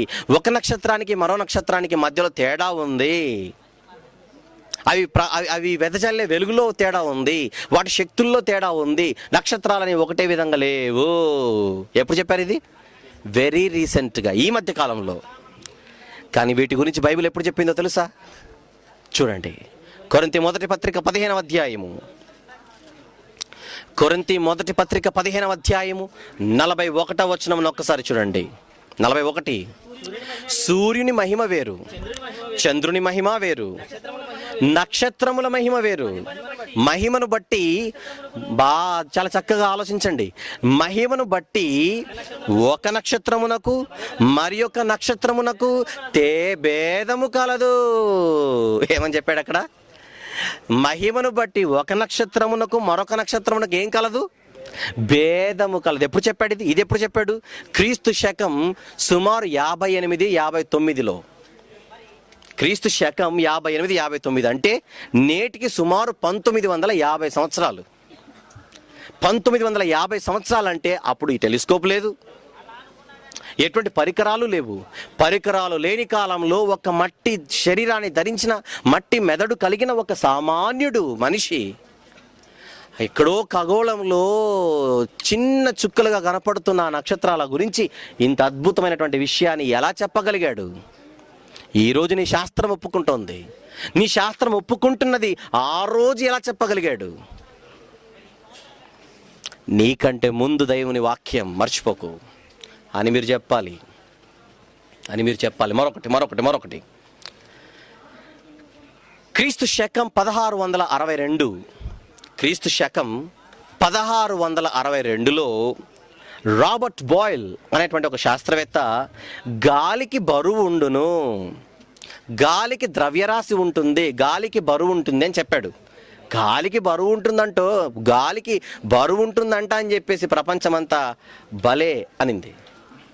కానీ బైబిల్ ఎప్పుడు చెప్పిందో చూడండి ఇదే మాటను. యోబు గ్రంథం 28వ అధ్యాయము. యోబు గ్రంథం 28వ అధ్యాయము 25వ వచనం. గాలికి ఇంత బరువు ఉండవలెనని దేవుడు నియమించాడు. అంటే గాలికి బరువు ఉందా? ఉంది అని ఎవరు చెప్పారు ముందు? బైబిలా, సైన్సా? బైబిల్ చెప్పిందంటే బైబిల్ ముందు, సైన్స్ తర్వాతని. బైబిల్ ముందు, సైన్స్ తర్వాతని. Very good. ఇంకా కొంచెం ముందుకెళ్దాం. క్రీస్తు శకం 1522. క్రీస్తు శకం 1522లో ఫెర్డినాండ్ మోజిలాన్ అనేటువంటి ఒక శాస్త్రవేత్త భూమి గోళాకారంగా ఉండును, అంతకుముందు బల్లపరుపుగా ఉంటుందని నమ్మారు ప్రపంచమంతా. అంటే సుమారు నేటికి 500 సంవత్సరాల క్రితం, నేటికి 500 సంవత్సరాల క్రితం చెప్పాడు ఒక శాస్త్రవేత్త భూమి గోళాకారంగా ఉంటుందని. ఇదే నిజము, ఇంతవరకు ఎవరు చెప్పలేదు అనుకుంది ప్రపంచం. కానీ బైబిల్ ఎప్పుడు చెప్పింది ఆ మాట? యోబు గ్రంథం 37వ అధ్యాయము 12వ వచనం. యోబు గ్రంథం 37వ అధ్యాయము 12వ వచనం. ఆయన వలన నడిపింపబడినవై నరులకు నివాస యోగ్యమైన భూగోళము అన్నాడు చూడండి అక్కడ. ఎప్పుడు ఇది కూడా క్రీస్తు పూర్వం 1400 సంవత్సరాలు. ఇతను ఎప్పుడు చెప్పాడు? 1522. ఈ 15కు ఆ 14 కలిపితే ఏమండి 2900 సంవత్సరాల క్రితం. అంటే నేటికి సుమారు 3400 సంవత్సరాలు. ఇతడు చెప్పి 500 సంవత్సరాలు, బైబిల్ చెప్పి నేటికి 3400 సంవత్సరాల క్రితమే భూమి గోళాకారంగా ఉంటుందని ఒక సామాన్యుడైన మనిషి ఎలా చెప్పగలిగాడు? అగైన్ అదే ప్రశ్న. నీ సైన్స్ చెప్పకముందు, నీ శాస్త్రవేత్త చెప్పకముందు, ఒకవేళ నువ్వే శాస్త్రవేత్త నీకంటే ముందు బైబిల్ చెప్పింది. అప్పుడు బైబిల్ ముందా, నువ్వు ముందా? దీన్ని బట్టి నిన్ను బైబిల్ ఒప్పుకోవాలా, నువ్వు బైబిల్ని ఒప్పుకోవాలా? నిన్నే బైబిల్ ఒప్పుకోవాలి. ఇంకా ఇంకా ఇంకా ఇంకా ముందుకెళ్దాం. 1910 క్రీస్తు శకం 1910 అంటే ఖచ్చితంగా నేటికి 100 సంవత్సరాలు కదా. 112 సంవత్సరాలు 2012 వచ్చింది కనుక. 1910లో యుగోస్లోవియా అనేటువంటి దేశానికి చెందిన ఇద్దరు శాస్త్రవేత్తలు, మిల్యూటిన్ అండ్ కోవిచ్ అనేటువంటి ఇద్దరు శాస్త్రవేత్తలు, అలాగే 1990లో, 90 అంటే మొన్నటి మాట, నేటికి 22 సంవత్సరాల క్రితం, 1990లో మరొక శాస్త్రవేత్త, ఇతని పేరు జాక్వెస్ లస్కర్ అనేటువంటి ఈ శాస్త్రవేత్త. వీళ్ళు ముగ్గురు ఏం చెప్పారంటే చంద్రుని వలన ఋతువులు ఏర్పడుచున్నవి. ఏమని చెప్పారు? చంద్రుని వలన ఋతువులు ఏర్పడుతున్నవి. అంటే ఆల్టుగెదర్ శాస్త్ర ప్రపంచం మనకి ఈ మాట చెప్పి ఎంతకాలం అయింది? నేటికి 100 సంవత్సరాలు. కానీ బైబిల్ ఎప్పుడు చెప్పిందో చూడండి ఈ మాట. కీర్తనల గ్రంథం 104వ అధ్యాయము కీర్తనల గ్రంథం 19వ వచనమును ఒక్కసారి మీరు చూడాలి. ఋతువులను తెరుపుటకై దేవుడు చంద్రుని నియమించెను.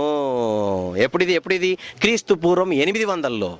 క్రీస్తు పూర్వం 800 అంటే నేటికి 2008 సంవత్సరాల క్రితం.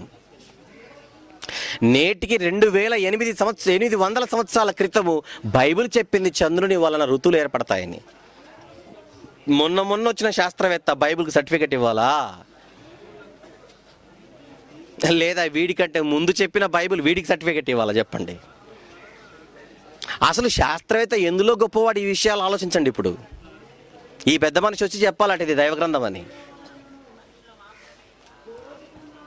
అంటే కనీసము దీనిని ఆమోదించడానికి, ఇది దైవగ్రంథం అనడానికి ఎవరిని లెక్కల్లో తీసుకోవాలో కూడా ఈ పిచ్చి మనుషులకు అర్థం కావట్లేదు. ఇతగాడు వచ్చి కాలర్ ఎగరేసి చెబుతాడు, సైంటిస్ట్ ఒప్పుకోవట్లేదండి బైబిల్ని. ఈడెవడు అసలు? ఫస్ట్ ఈడంటే నేను ఒప్పుకోవట్లేదండి బైబిల్. నువ్వెవరు? నాకు సైంటిస్ట్ చెప్పాడు. ఆడేవాడు? మళ్ళదే ప్రశ్న. ఏమండి? ఇంకా ముందుకెళ్దాం. భూగర్భ శాస్త్రవేత్తలు, జియాలజిస్ట్స్, క్రీస్తు శకం 1978. ఎప్పుడు 1978 క్రీస్తు శకం 1978 అంటే మొన్నటి మాట. వీళ్ళు ఏం చెప్పారు? భూమి లోపలికి వెళ్ళే కొలది ఉష్ణోగ్రత విపరీతంగా పెరుగుతుంది. భూమి లోపలికి వెళ్ళే కొద్దీ ఉష్ణోగ్రత ఎలా పెరుగుతుంది? విపరీతంగా పెరిగిపోతుంది. లోపలంతా చాలా వేడిగా ఉంటుంది భూమి లోపల. మొన్న చెప్పారు 1978 క్రీస్తు శకం. కానీ యోబు గారు ఎంత అద్భుతంగా చెప్పాడు ఈ మాటను చూడండి ఒక్కసారి. యోబు గ్రంథం 28వ అధ్యాయము. రాసుకుంటున్నారు కదా అందరూ? యోబు గ్రంథం 28వ అధ్యాయం 5వ వచనం. 5వ వచనం, భూమి నుండి ఆహారము పుట్టును, దాని లోపలి భాగము అగ్నిమయమైనట్టుండును. దాని లోపలి భాగము అగ్నిమయమైనట్టుండును. అంటే లోపల వేడి ఉంటుంది అంటున్నాడా? చల్లని కూల్ అంటున్నాడా? లోపల వేడి వేడి వేడి వేడి వేడి అగ్నిమయమైనట్టుండును. ఎప్పుడు చెప్పాడు యోబు గారు? క్రీస్తు పూర్వం 1400. వీళ్ళు ఎప్పుడు చెప్పారు? మొన్న 30 సంవత్సరాల క్రితం. ఏమండి, ఆయన 3400 సంవత్సరాల క్రితం చెప్పాడు. ఎవరిని బట్టి? దేవుని ప్రేరేపణను బట్టి. బైబిల్ చెబుతోంది, యోబు గారని కాదు ఇక్కడ. బైబిల్ చెబుతోంది ఎప్పుడు? కొన్ని వేల సంవత్సరాల క్రితం ఈ నిజాన్ని. ఇంకా ఇంకా ఇంకా ముందుకెళ్తాం. ఈ మధ్య కాలంలో పెట్రోల్ ఉత్పత్తి బాగా పెరుగుతోంది. పెట్రోల్ గురించి మీకు బాగా ఐడియా ఉంది. ఒకప్పుడు పెట్రోల్ లేదు. పెట్రోల్ వాడకం ఈ మధ్య కాలంలో వచ్చింది. దీనిని ఎక్కడి నుంచి తీస్తున్నారో తెలుసు మీకు? అసలు పెట్రోలియం అంటే పెట్రో అంటే బండ. పెట్రోలియం అంటారుగా, పెట్రో అంటే బండ. లాటిన్ భాషలో పెట్రో అంటే బండ, ఓలియం అంటే నూనె. అందుకే దీని పేరు అయింది. బండలో నుంచి ఈ నూనె వస్తుంది కనుక దీని పేరు పెట్రోలియం అని పేరు పెట్టారు. అంటే బండలో నుంచి ఏమొస్తుంది? నూనె వస్తుంది. బండలో నూనె ఉంటుంది అని మనిషి కనుక్కున్నాడు మొన్న. బండలో ఆయిల్ ఉంటుంది, బండలో నుంచి నూనె వస్తుందని. అప్పుడు బయటకు వచ్చి కాళ్ళ దగ్గర వేశాడు, నేనే కనుగొన్నాను ఈ విషయాన్ని.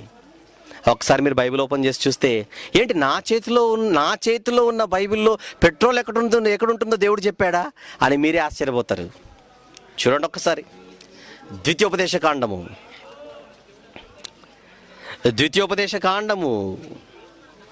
32వ అధ్యాయము 13వ వచనమును జాగ్రత్తగా చూడండి. ద్వితీయోపదేశ కాండం 32:13. భూమి యొక్క ఉన్నత స్థలముల మీద వానిని ఎక్కించెదను, పొలముల పంట వానికి తినిపించెదను, కొండ బండ నుండి తేనెను, రాతి బండ నుండి నూనె. తర్వాత చెకుముకి రాతి బండ నుండి నూనె. ఎక్కడుందట నూనె? బండలో ఉంది నూనె. ఎప్పుడు చెబుతున్నాడు ఈ మాట?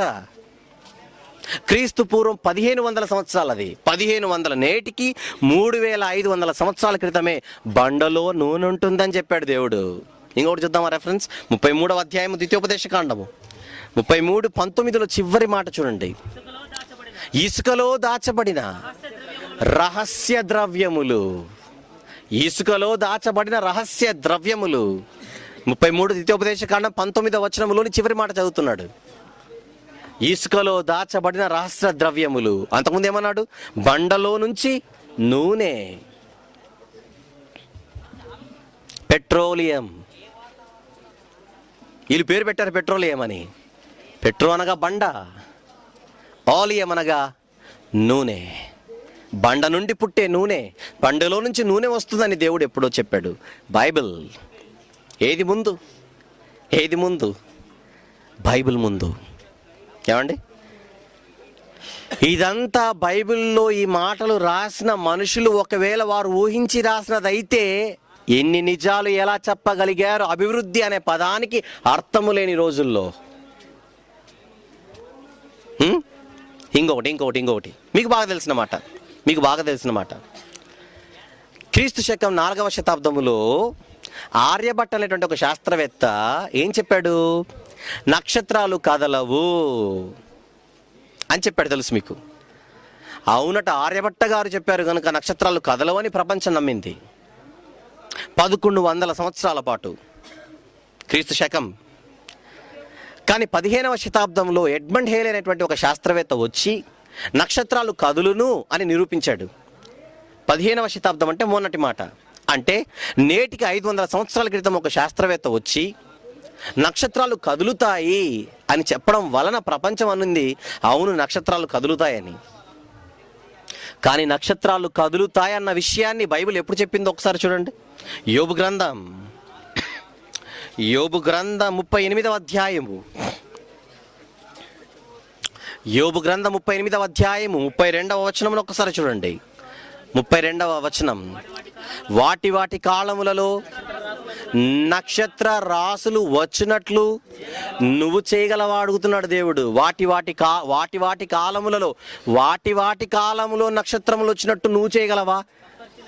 ఏమండి, ఫిబ్రవరి, మార్చ్, ఏప్రిల్, మే, ఈ 4 నెలల పాటు ఈ సీజన్ ఏమంటారు తెలుసా? పెళ్ళిళ్ళ సీజన్ అంటారు.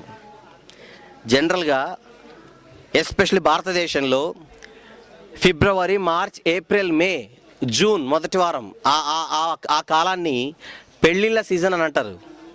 ఎందుకు ఆ కాలంలోనే పెళ్లి చేసుకుంటారు తెలుసండి? ఆ కాలంలో పెళ్లి కొడుకును పెళ్లి కూతురును బయటికి తీసుకొని వచ్చి ఆకాశం వైపు చూడమంటారు. దేనికో?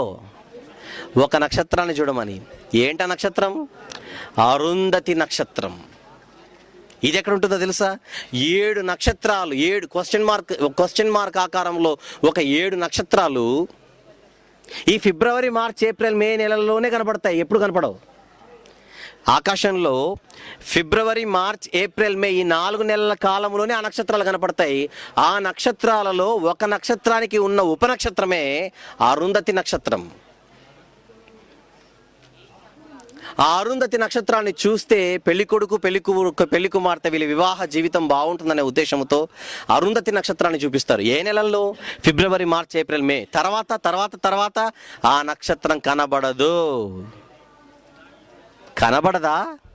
కనబడదు. ఎక్కడికి వెళుతోంది? ప్రయాణం చేస్తోంది విశ్వంలో. అది తిరుగుతోంది. అది సప్తర్షి నక్షత్రం. సప్తర్షి సప్త అనగా 7. వాటి కాలములలో చదవండి. సప్తర్షి నక్షత్రములను వాటి ఉపనక్షత్రములలో ఒకటి అరుంధతి నక్షత్రం. నువ్వు నడిపించగలవా? పెళ్లి కుమారుడా, పెళ్లి కుమార్తె, ముహూర్తం పెట్టిన పంతులు అంటున్నాడు దేవుడు. తర్వాత కింది మాట, దాని కింద ఒక మాట, నీవు నడిపించగలవా అన్న మాట ఉంటుంది చూడండి కింద. ఆకాశ మండలపు కట్టడలను నీవు ఎరుగుదువా? దాని పై మాట చదవట్లేదు మీరు. వాటి కాలమున నక్షత్ర రాసులు వచ్చినట్లు చేయగలవా? దాని కింది మాట, సప్తర్షి నక్షత్రములను వాటి ఉపనక్షత్రములను నువ్వు నడిపించగలవా అంటే అర్థం ఏంటి? అవి నడుస్తున్నాయని. ఎలానో చెప్పమంటారు ఒక అద్భుతమైన మాట. మీరు వాకింగ్ వెళ్ళేటప్పుడు కుక్కపిల్లని పట్టుకొని వెళ్తుంటారు చాలామంది. దాని మెడలో ఏం వేసింటారు? గొలుసేసి, చైన్ వేసి వీళ్ళు నడుచుకుంటూ వెళ్తుంటే అది వస్తుంటుంది. దాన్ని నడిపిస్తున్నది ఎవరు? చైన్ పెట్టి మీరు చైన్ లాగితే అది ఆగిపోతుంది. ఇది మైండ్లో పెట్టుకొని 31వ వచనం చదవండి. ఇప్పుడు 32 చదివారు, 31 చదవండి. కృత్తిక నక్షత్రములను నీవు బంధించగలవా? మృగశీర్ష కట్లను విప్పగలవా? చైన్స్ అంటాడు ఇంగ్లీష్లో. చైన్స్. నక్షత్రాలకు దేవుడు ఏమేశారట? చైన్స్ వేశాడు. కుక్క పిల్లలకు నువ్వు చైన్ వేస్తావు, నక్షత్రాలకు ఆయన చైన్ వేస్తాడు. మీకు అర్థమవుతుందా? అవి చైన్ లేసి నడిపిస్తాడు. నువ్వు అలా వెళ్ళాలంటే అలా వెళ్ళాలి, ఇది ఇలా వెళ్ళాలంటే ఇలా వెళ్ళాలి. నడిపించగలవా అంటే నడుస్తున్నాయనా నడవట్లేదనా? నక్షత్రాలు నడుస్తున్నావని, నక్షత్రాలు తిరుగుతున్నాయని ఎప్పుడు చెప్పాడు? ఎడ్మండ్ హేలీ మొన్న చెప్పాడు. నక్షత్రాలు కదులుతాయని బైబిల్ ఎప్పుడు చెప్పింది? క్రీస్తు పూర్వం 14లో. మరొకటి చూద్దాం. మత్తయి సువార్త 2వ అధ్యాయము. మత్తయి సువార్త 2వ అధ్యాయము 9వ వచనం. వారు రాజు మాట విని బయలుదేరిపోవచ్చుండగా ఇదిగో తూర్పు దేశమున వారు చూచిన నక్షత్రము ఆ శిశువు ఉండిన చోటుకు మీదుగా వచ్చి నిలుచు వరకు వారికి ముందుగా నడిచింది అంటే అర్థం ఏంటి? కదిలిందని. నడిచిందంటే అర్థం ఏంటి? నక్షత్రము కదిలిందని. ఎప్పుడు చెబుతున్నాడు ఈ మాట? ఇది కూడా ఎడ్మండ్ హేలీ కంటే ముందు, ఆర్యభట్ట కంటే ముందు. నక్షత్రము కదులుతుందని బైబిల్ ఎప్పుడో చెబితే తర్వాత ఒక ఆర్యభట్ట అనే శాస్త్రవేత్త వచ్చి నక్షత్రాలు కదలవంటే అతడు చెప్పిన తప్పుడు మాటకు, తప్పుడు సిద్ధాంతానికి, ఒక అబద్ధపు మాటకు ప్రపంచం ఓటేసింది. నిజం చెప్పిన బైబిల్ని మాత్రం కాదనింది. ఆ తర్వాత 1100 సంవత్సరాలకు వచ్చిన శాస్త్రవేత్త మళ్ళీ చెబితే ఆ శాస్త్రవేత్త చెప్పాడు గనుక కరెక్ట్ అది. బైబిల్ ఎంత ముందో, దైవ గ్రంథం ఎంత ముందో మనిషి కంటే మీకు అర్థం కావడానికి ఈ వాస్తవాలు తీసుకొని వస్తున్నాను. మరొకటి చూద్దాం. ఈ మధ్య కాలంలో హబుల్ టెలిస్కోప్ కనుగొనబడింది. ఒక రకంగా చెప్పాలంటే 1990 తర్వాత హబుల్ టెలిస్కోప్ దీన్ని కనుగొన్న తర్వాత శాస్త్రవేత్తలు ఏం కనుగొన్నారంటే నక్షత్రాలకు పైన నీళ్లు ఉన్నవి, కంటికి కనపడే ఆ నక్షత్రాలకు పైగా నీళ్లు ఉన్నవి, ఆకాశం కనపడుతుంది, ఆ పైన అక్కడంతా కూడా నీళ్లు ఉన్నవి అని హబుల్ టెలిస్కోప్ కనుగొనబడిన తర్వాత శాస్త్రవేత్తలు చెప్పారు మొన్న. కానీ బైబిల్ ఎప్పుడు చెప్పిందో చూడండి. బైబిల్ ఎప్పుడు చెప్పింది? ఆదికాండం 1వ అధ్యాయం. బైబిల్లో ఇది మొదటి పుస్తకం. నేను చెబుతున్న అధ్యాయం 1వ అధ్యాయం. నీళ్ళు ఎక్కడున్నాయని బైబిల్ చెప్పిందో చూడండి. ఆదికాండం 1వ అధ్యాయము 6 నుంచి 8 వచనములలో, మరియు దేవుడు జలముల మధ్య ఒక విశాలము కలిగించి ఆ జలములు ఈ జలములు వేరుపరచును గాక అని పలికెను. దేవుడు ఆ విశాలము చేసి విశాలము క్రింది జలమును, విశాలానికి ఏమని పేరు పెట్టాడు అక్కడ తెలుసా? కింద ఆకాశం అని పెట్టి చదవండి అక్కడ. ఆకాశము క్రింది జలములు, ఆకాశము మీది జలములు, ఆకాశము కింది జలములు, ఆకాశము మీది జలములు. అంటే ఆకాశం పైన జలాలు ఉన్నాయంటుందా బైబిల్? లేదంటుందా? ఇది మొదటి పుస్తకం బైబిల్లో. నువ్వు మొన్న చెప్పావు నక్షత్రాలకు పైన నీళ్లు ఉంటాయని. బైబిల్ ఎప్పుడు చెప్పింది?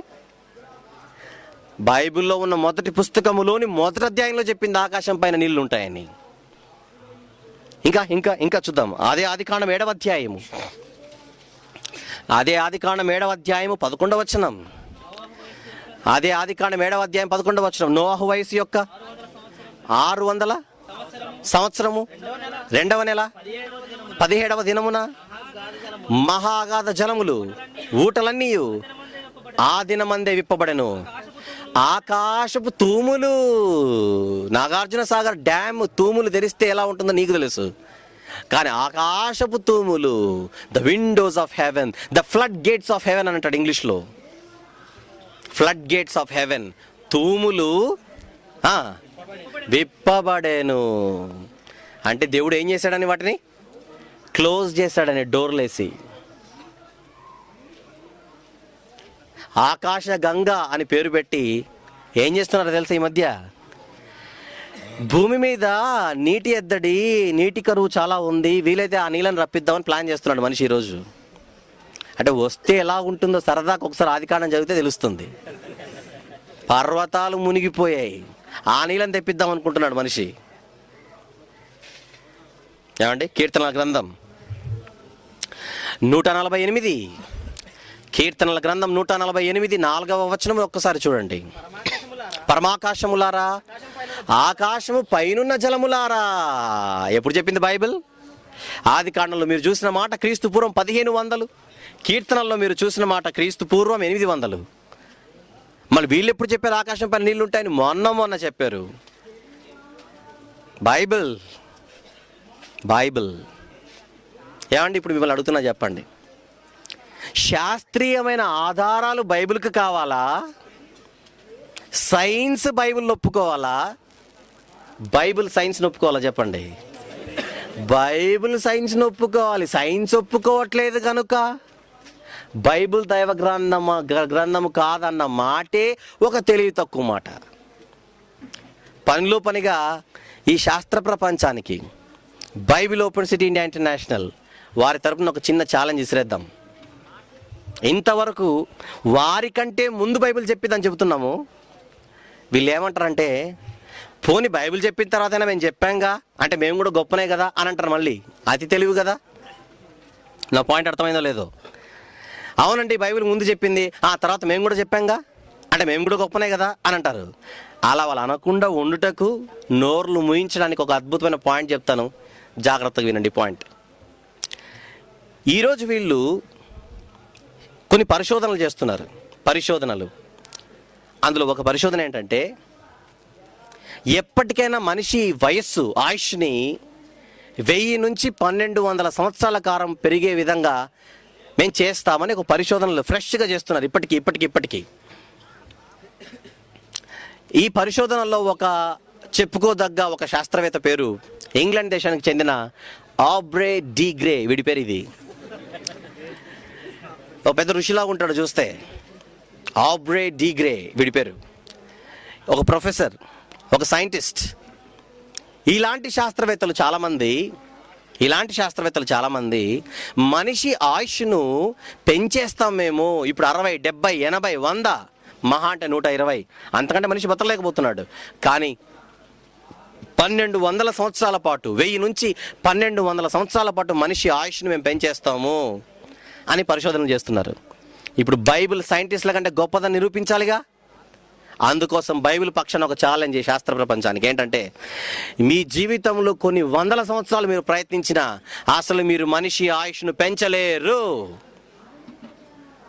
మా దగ్గర ఉన్న ఆధారం నీ సైన్స్ కాదు, బాడీ సైన్స్ కాదు, బైబిల్ వచనం. యోబు గ్రంథం 14వ అధ్యాయము. యోబు గ్రంథం 14వ అధ్యాయము 5వ వచనము కంటే ముందు ఒక్కసారి ఆది కాండంలోకి వెళ్ళేసొద్దాం. ఆది కాండము 6వ అధ్యాయము ఒక్కసారి 3వ వచనమును జాగ్రత్తగా చూడండి. ఆది కాండము 6వ అధ్యాయం 3వ వచనం. అప్పుడు యెహోవా, నా ఆత్మ నరులతో ఎల్లప్పుడూ వాదించదు, వారు తమ అక్రమ విషయములో నరమాత్రులై ఉన్నారు. అయినను వారి దినములు 120 ఏండ్లగును. ఒకప్పుడు ఎంత ఉంది? మెతుషేల ఎంత? 960, అంటే సుమారు 1000 సంవత్సరాలు. 1000 సంవత్సరాల ఆయుష్ను కాస్త దేవుడు ఏం చేశాడు? తగ్గించేశాడు. 120. ఇప్పుడు యోబు గ్రంథానికి రండి. యోబు గ్రంథం 14వ అధ్యాయం 5వ వచనం. నరుల ఆయుష్కాలము పరిమితి కలది.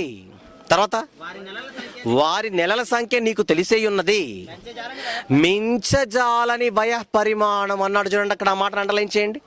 మించజాలని వయః పరిమాణము, మించజాలని ఆయుష్. పరిమితి కలది, అది మించజాలదు. పరిమితి కలది, అది మించజాలదు అంటే అర్థం ఏంటి? పరిమితి కలది, అది మించజాలదు అంటే అర్థం ఏంటి? ఆయుష్ను ఎవరు పెంచలేరు అని బైబిల్ చెప్పింది. మేము పెంచుతామని మీరు బయలుదేరారు. ఇప్పుడు మీకు లైఫ్ టైం ఛాలెంజ్ ఇది. మీరు కాదు, మీలాంటి శాస్త్రవేత్తలు ఇంకా 100 తరాలు పుట్టినా మనిషి ఆయుష్ను పెంచలేరు. బైబిల్ చెబుతోంది. చేతనైతే సవాలుకు నిలబడి గెలువు అనండి. ఎందుకు శాస్త్రవేత్తలపైన ఇంత విరుచుకుపడాల్సి వస్తుందో తెలుసా? వీడు చెబితే కానీ ఇది దైవ గ్రంథం కాదంటున్నారు కనుక. వాడే అసలు గొప్పవాడు కాదు, అసలు వాని స్టాండర్డ్ కాదని నిరూపిస్తే ఇలా నోర్లన్నీ మూయబడతాయి. మీకు అర్థమవుతుంది నా పాయింట్? సైంటిస్ట్ తన పరిశోధనలు చేసుకుంటే మనం ఏమనమండి. శాస్త్రవేత్త అన్నవాడు ఏదో సాధించాలని ప్రయత్నిస్తుంటే చేసుకో, నీ పని నీది. పని చేసుకోకుండా అనవసరంగా బైబిల్ జోలికి వచ్చి, ఏమండి వీళ్ళు ఏమంటారంటే, ఏమండి సైంటిస్టులు లేకపోతే ఇవన్నీ మీకు మైక్ ఎట్లా వచ్చిందండి, టేబుల్ ఎట్లా వచ్చిందండి, బాక్స్ ఎట్లా వచ్చిందని ఇవన్నీ పెద్ద పెద్ద కథలు అడుగుతారు మళ్ళీ. అందుకే మన పాయింట్, వాడు చేసుకుండేది చేసుకొని ఎవడేమనట్లేదు. నువ్వు ఇవన్నీ సాధించావు, వెరీ గుడ్.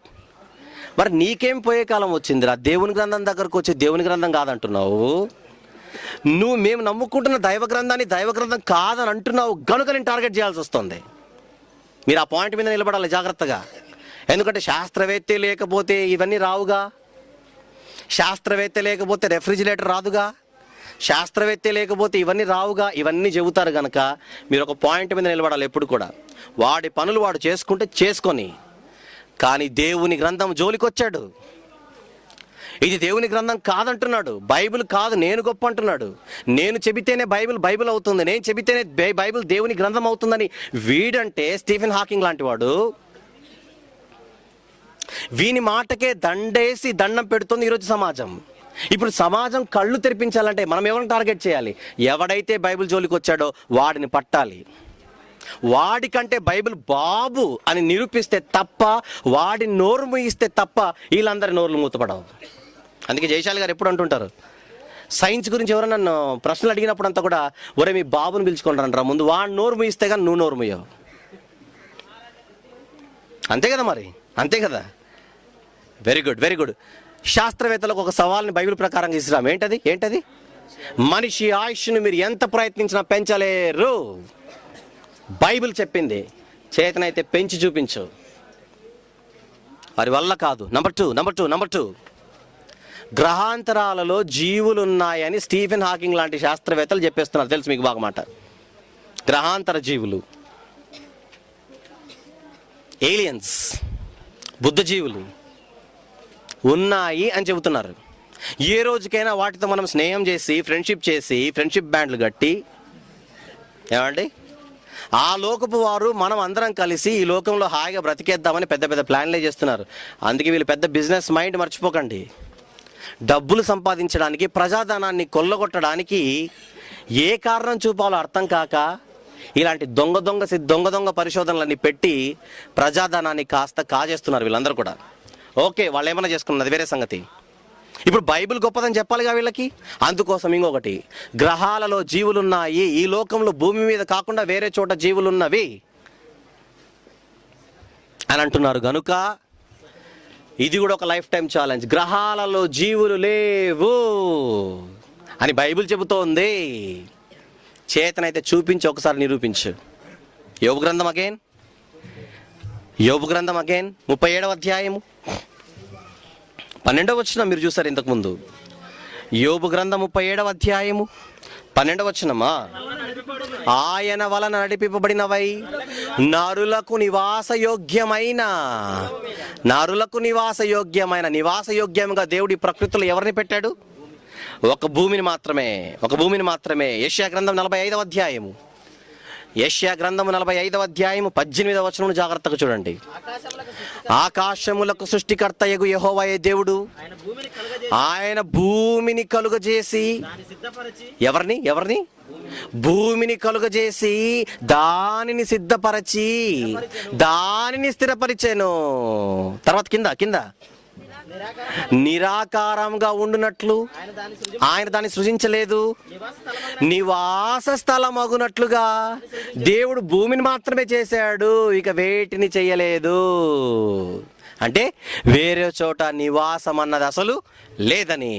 అపొస్తలుల కార్యములు 17వ అధ్యాయం 26వ వచనం, యావత్తు భూమి మీద కాపురం ఉండుటకు ఆయన ఒక జాతి మనుషుని సృజించి, ప్రతి జాతి మనుషులను సృజించి వారు ఒకవేళ తనను తడువులాడి కనుగొందురేమోనని తను వెదుకు నిమిత్తము నిర్ణయ కాలమును వారి నివాస స్థలము యొక్క పొలిమేర. నివాస స్థలం అంటే ఏంటి?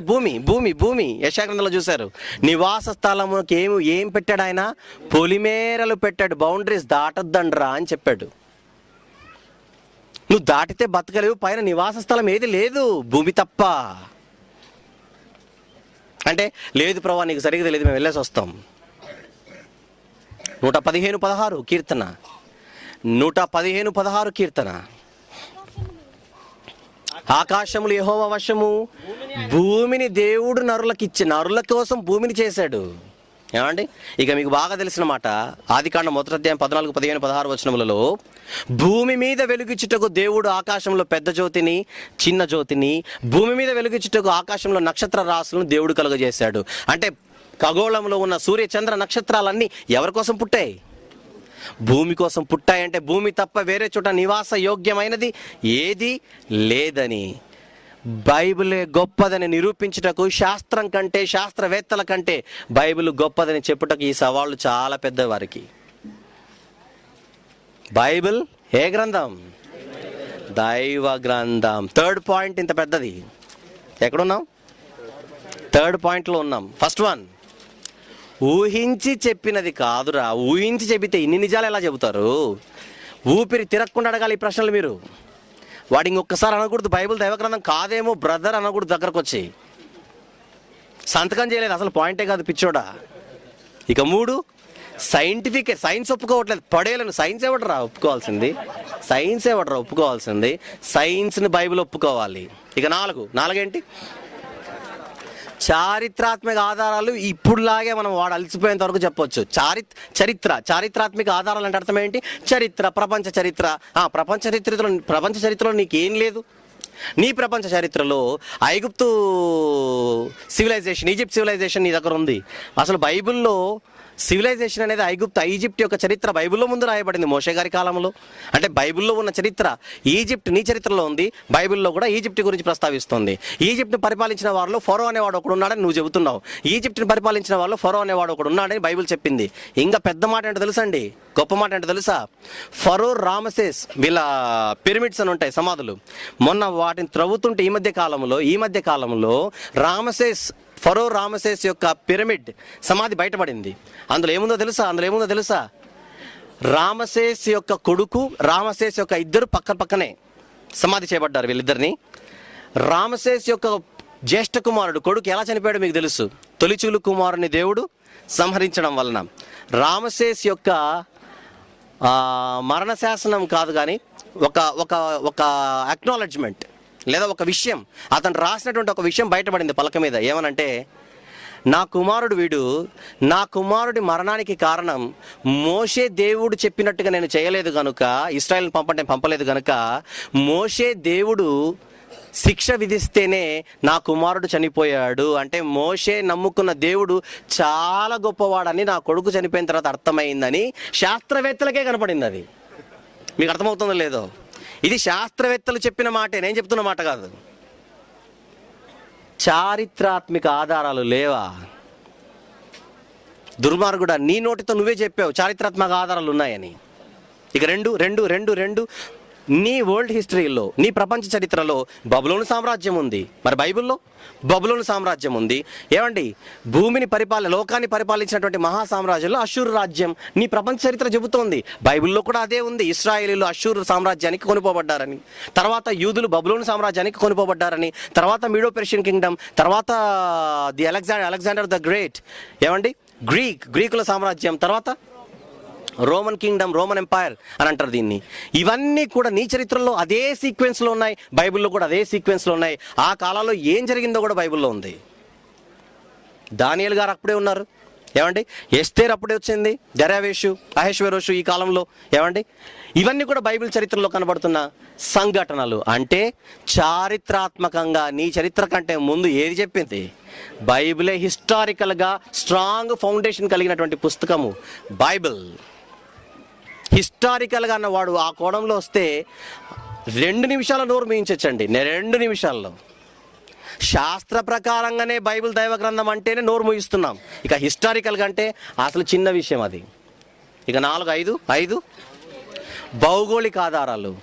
అసలు చారిత్రాత్మక ఆధారాలు ఉన్నాయంటే భౌగోళిక ఆధారాలు ఉన్నాయని అర్థం. అంతేగా బబులోను సామ్రాజ్యం ఎక్కడుంది? బబులోను సామ్రాజ్యం ఉంది, చరిత్ర ఎక్కడుంది? ఇరాక్ దేశంలో ఉంది. ఇప్పుడు ఇరాక్ ఉందా లేదా? ఉందిగా. బాగ్దాద్ అంటున్నావు, బాగ్దాద్కి ఒకప్పుడు పేరే బబులోను, బబులోనుకి ఒకప్పుడు పేరే నీకు తెలియదు ఆ విషయం, బాబెలు. అంటే ఇంకా ఎక్కువ ఇన్ఫర్మేషన్ ఇవ్వచ్చు బైబిల్ పట్టుకొని. ఒకప్పుడు బాబేలే బబులోన్ అయింది, బబులోనే ఇప్పుడు నీ కళ్ళ ముందు కనపడుతున్న బాగ్దాద్ అయింది. ఏమండి, మాదే పారసీకులు పర్షియన్స్ అని అంటున్నావే, ఆ పర్షియన్స్ యొక్క దేశమే ఈరోజు మన కళ్ళ ముందు కనపడుతున్న ఇరాన్. గ్రీకుల సామ్రాజ్యం భౌగోళిక. ఇక భౌగోళిక ఆధారాలు చెప్పమంటావా? బైబిల్లో చెప్పబడిన సముద్రాలు. మధ్యధరా సముద్రం వెళ్ళి చూడు, లేకుంటే వచ్చి చెప్పు. మధ్యధరా సముద్రం ఉంది, బైబిల్లో చెప్పబడిన పర్వతాలు ఉన్నాయి, బైబిల్లో చెప్పబడిన మహానది యూఫ్రటీస్ నది ఉంది. ఏమండి, టైగ్రిస్ ఉంది, నైలు నది ఉంది. భౌగోళిక ఆధారాలు, బైబిల్లో చెప్పబడిన పర్వతాలు, నదులు, సముద్రాలు. ఏమండి, ఇవన్నీ ఉన్నవి. నీకు డౌట్ వస్తే వెళ్ళి చూసిరా, లేకపోతే లేవనొచ్చి చెప్పు. వీడు ఖచ్చితంగా యూఫ్రటీస్ నదిని చూస్తాడు, సముద్రాలను చూస్తాడు. అన్ని బైబిల్లో చెప్పబడిన ప్రతి భౌగోళిక ప్రాంతాలన్నీ కూడా ఈరోజు కళ్ళ ముందు కనపడుతున్నాయంటే బైబిల్కి ఏ ఆధారాలు ఉన్నాయని? భౌగోళిక ఆధారాలు ఉన్నాయని. లెక్కలేనన్నాయి. ఇక వీడు ఇంకా షాకింగ్ న్యూస్ తిరిగే చెప్తాం ఒకటి. బైబిల్లో భూలోకంలో ఉన్న ప్రాంతాలే కాదు, ఇలా పైకి వెళ్ళిపోతే ఆకాశం ఉంటుందని, ఆకాశం పైకి వెళ్ళిపోతే జలాలు ఉంటాయని, జలాల పైకి వెళ్ళిపోతే పరలోకం ఉంటుందని కూడా చెప్పింది. నీకు డౌట్ వస్తే వెళ్ళి చూసిరా. అదొక్కటే కాదు, ఇంకొక షాకింగ్ న్యూస్. భూమి కిందికి అలానే కిందికి వెళ్ళిపోతే ఇంకొక లోకం ఉంది, పాతాళ లోకం. డౌట్ వస్తే వెళ్ళి చూసిరా. కానీ అక్కడికి వెళ్ళాలంటే ఏ బస్సులో ఎక్కాలని అడక్కు.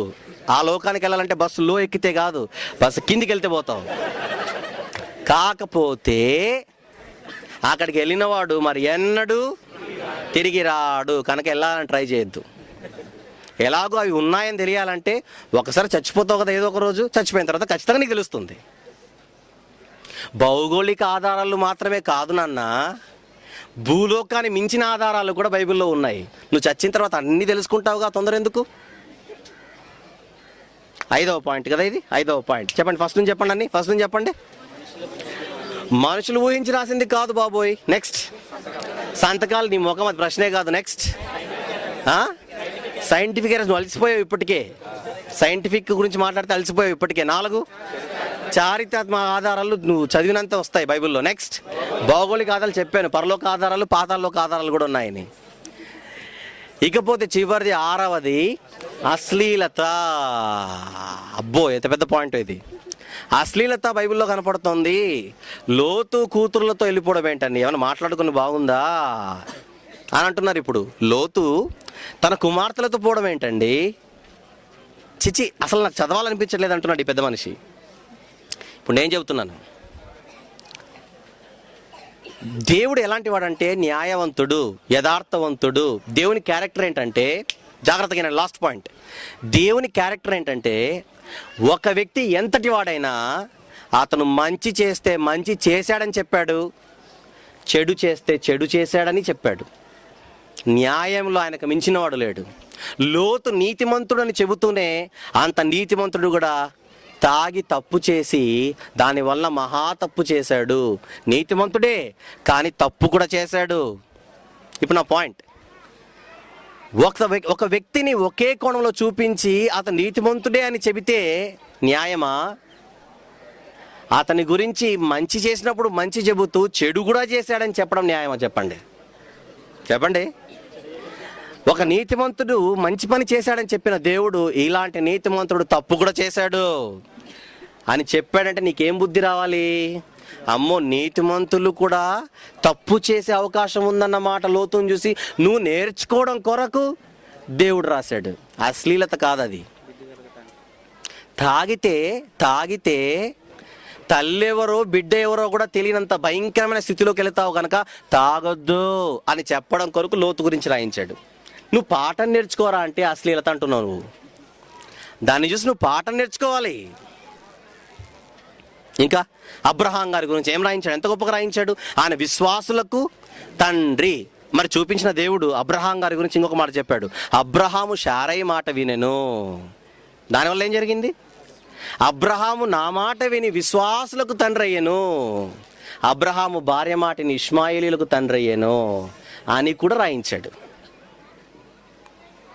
అంటే ఎంత గొప్పవాడైనా తప్పు చేసే అవకాశం ఉంది కనుక జాగ్రత్త. ఇక యెహెజ్కేలు గ్రంథంలో స్త్రీల గురించి ఆయన అసభ్యకరంగా మాట్లాడాడు, స్త్రీల గురించి ఆయన అసభ్యకరంగా మాట్లాడాడు అని యెహెజ్కేలు గ్రంథంలో రాయబడిన విషయాలు. నేను ఒక మాట అడుగుతాను. పురుషుణ్ణి చేసింది ఎవరు? చెప్పండి. పురుషుని అవయవ నిర్మాణం చేసింది ఎవరు? Very good. స్త్రీలను చేసింది ఎవరు? స్త్రీల అవయవ నిర్మాణం చేసింది ఎవరు? చేసినోడు మాట్లాడితే నీకేంటి బాధ? నీకు అర్థమవుతుందా పాయింట్? స్త్రీలను పురుషులను చేసింది ఆయనే. ఆయన ఏమైనా మాట్లాడవచ్చు. కాకపోతే ఆయన మాట్లాడిన సందర్భం ఏంటో తెలుసా? ఇశ్రాయేలీయులను చాలా బాధ పెట్టారండి. మామూలుగా బాధ పెట్టలేదు.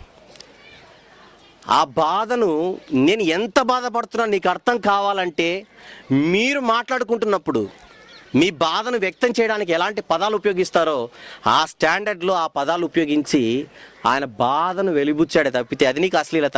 ఆయన దండిస్తున్నాడు. ఇశ్రాయేలీయులను ఒక స్త్రీగా పోల్చి ఆ ఇశ్రాయేలీయులను ఆయన దండించే కార్యక్రమం. ఆ ఇశ్రాయేలును పొగిడాడు కూడా. పరమగీతాల్లో చూస్తే ఆ ఇశ్రాయేలును ఒక స్త్రీగా పోలుస్తూ ఆ స్త్రీని పొగిడాడు కూడా. ఎలా? సంధ్యారాగము చూపట్టుచు చంద్రబింబం అంత అందము గలదై, సూర్యుని అంత స్వచ్ఛమును కలలను గలదై, వ్యూహిత సైన్య సమభీకర రూపిణియగు ఈమె ఎవరు అన్నాడు అక్కడ. మరి అలాంటి స్త్రీ నా ముందు ఒక వేశ్యలాగా కనపడుతోంది, ఒక వ్యభిచారిలాగా తయారైపోయింది. గనుక ఆమెను అవమానపరుస్తాను.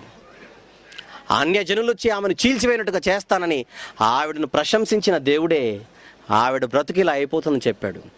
ఆయన మనసులో ఉద్దేశం నీకు అర్థం కాక పచ్చకామెర్ల వాడికి లోకమంతా పచ్చగానే కనపడుతుంది అన్నట్టుగా ఆయన పనిష్మెంట్తో దండిస్తుంటే అశ్లీలత అంటున్నావు. 24 గంటలు నీ బ్రతుకు నీ ఆలోచన అదే కనుక దేవుణ్ణి కూడా అదే కోణంలో చూస్తున్నావు.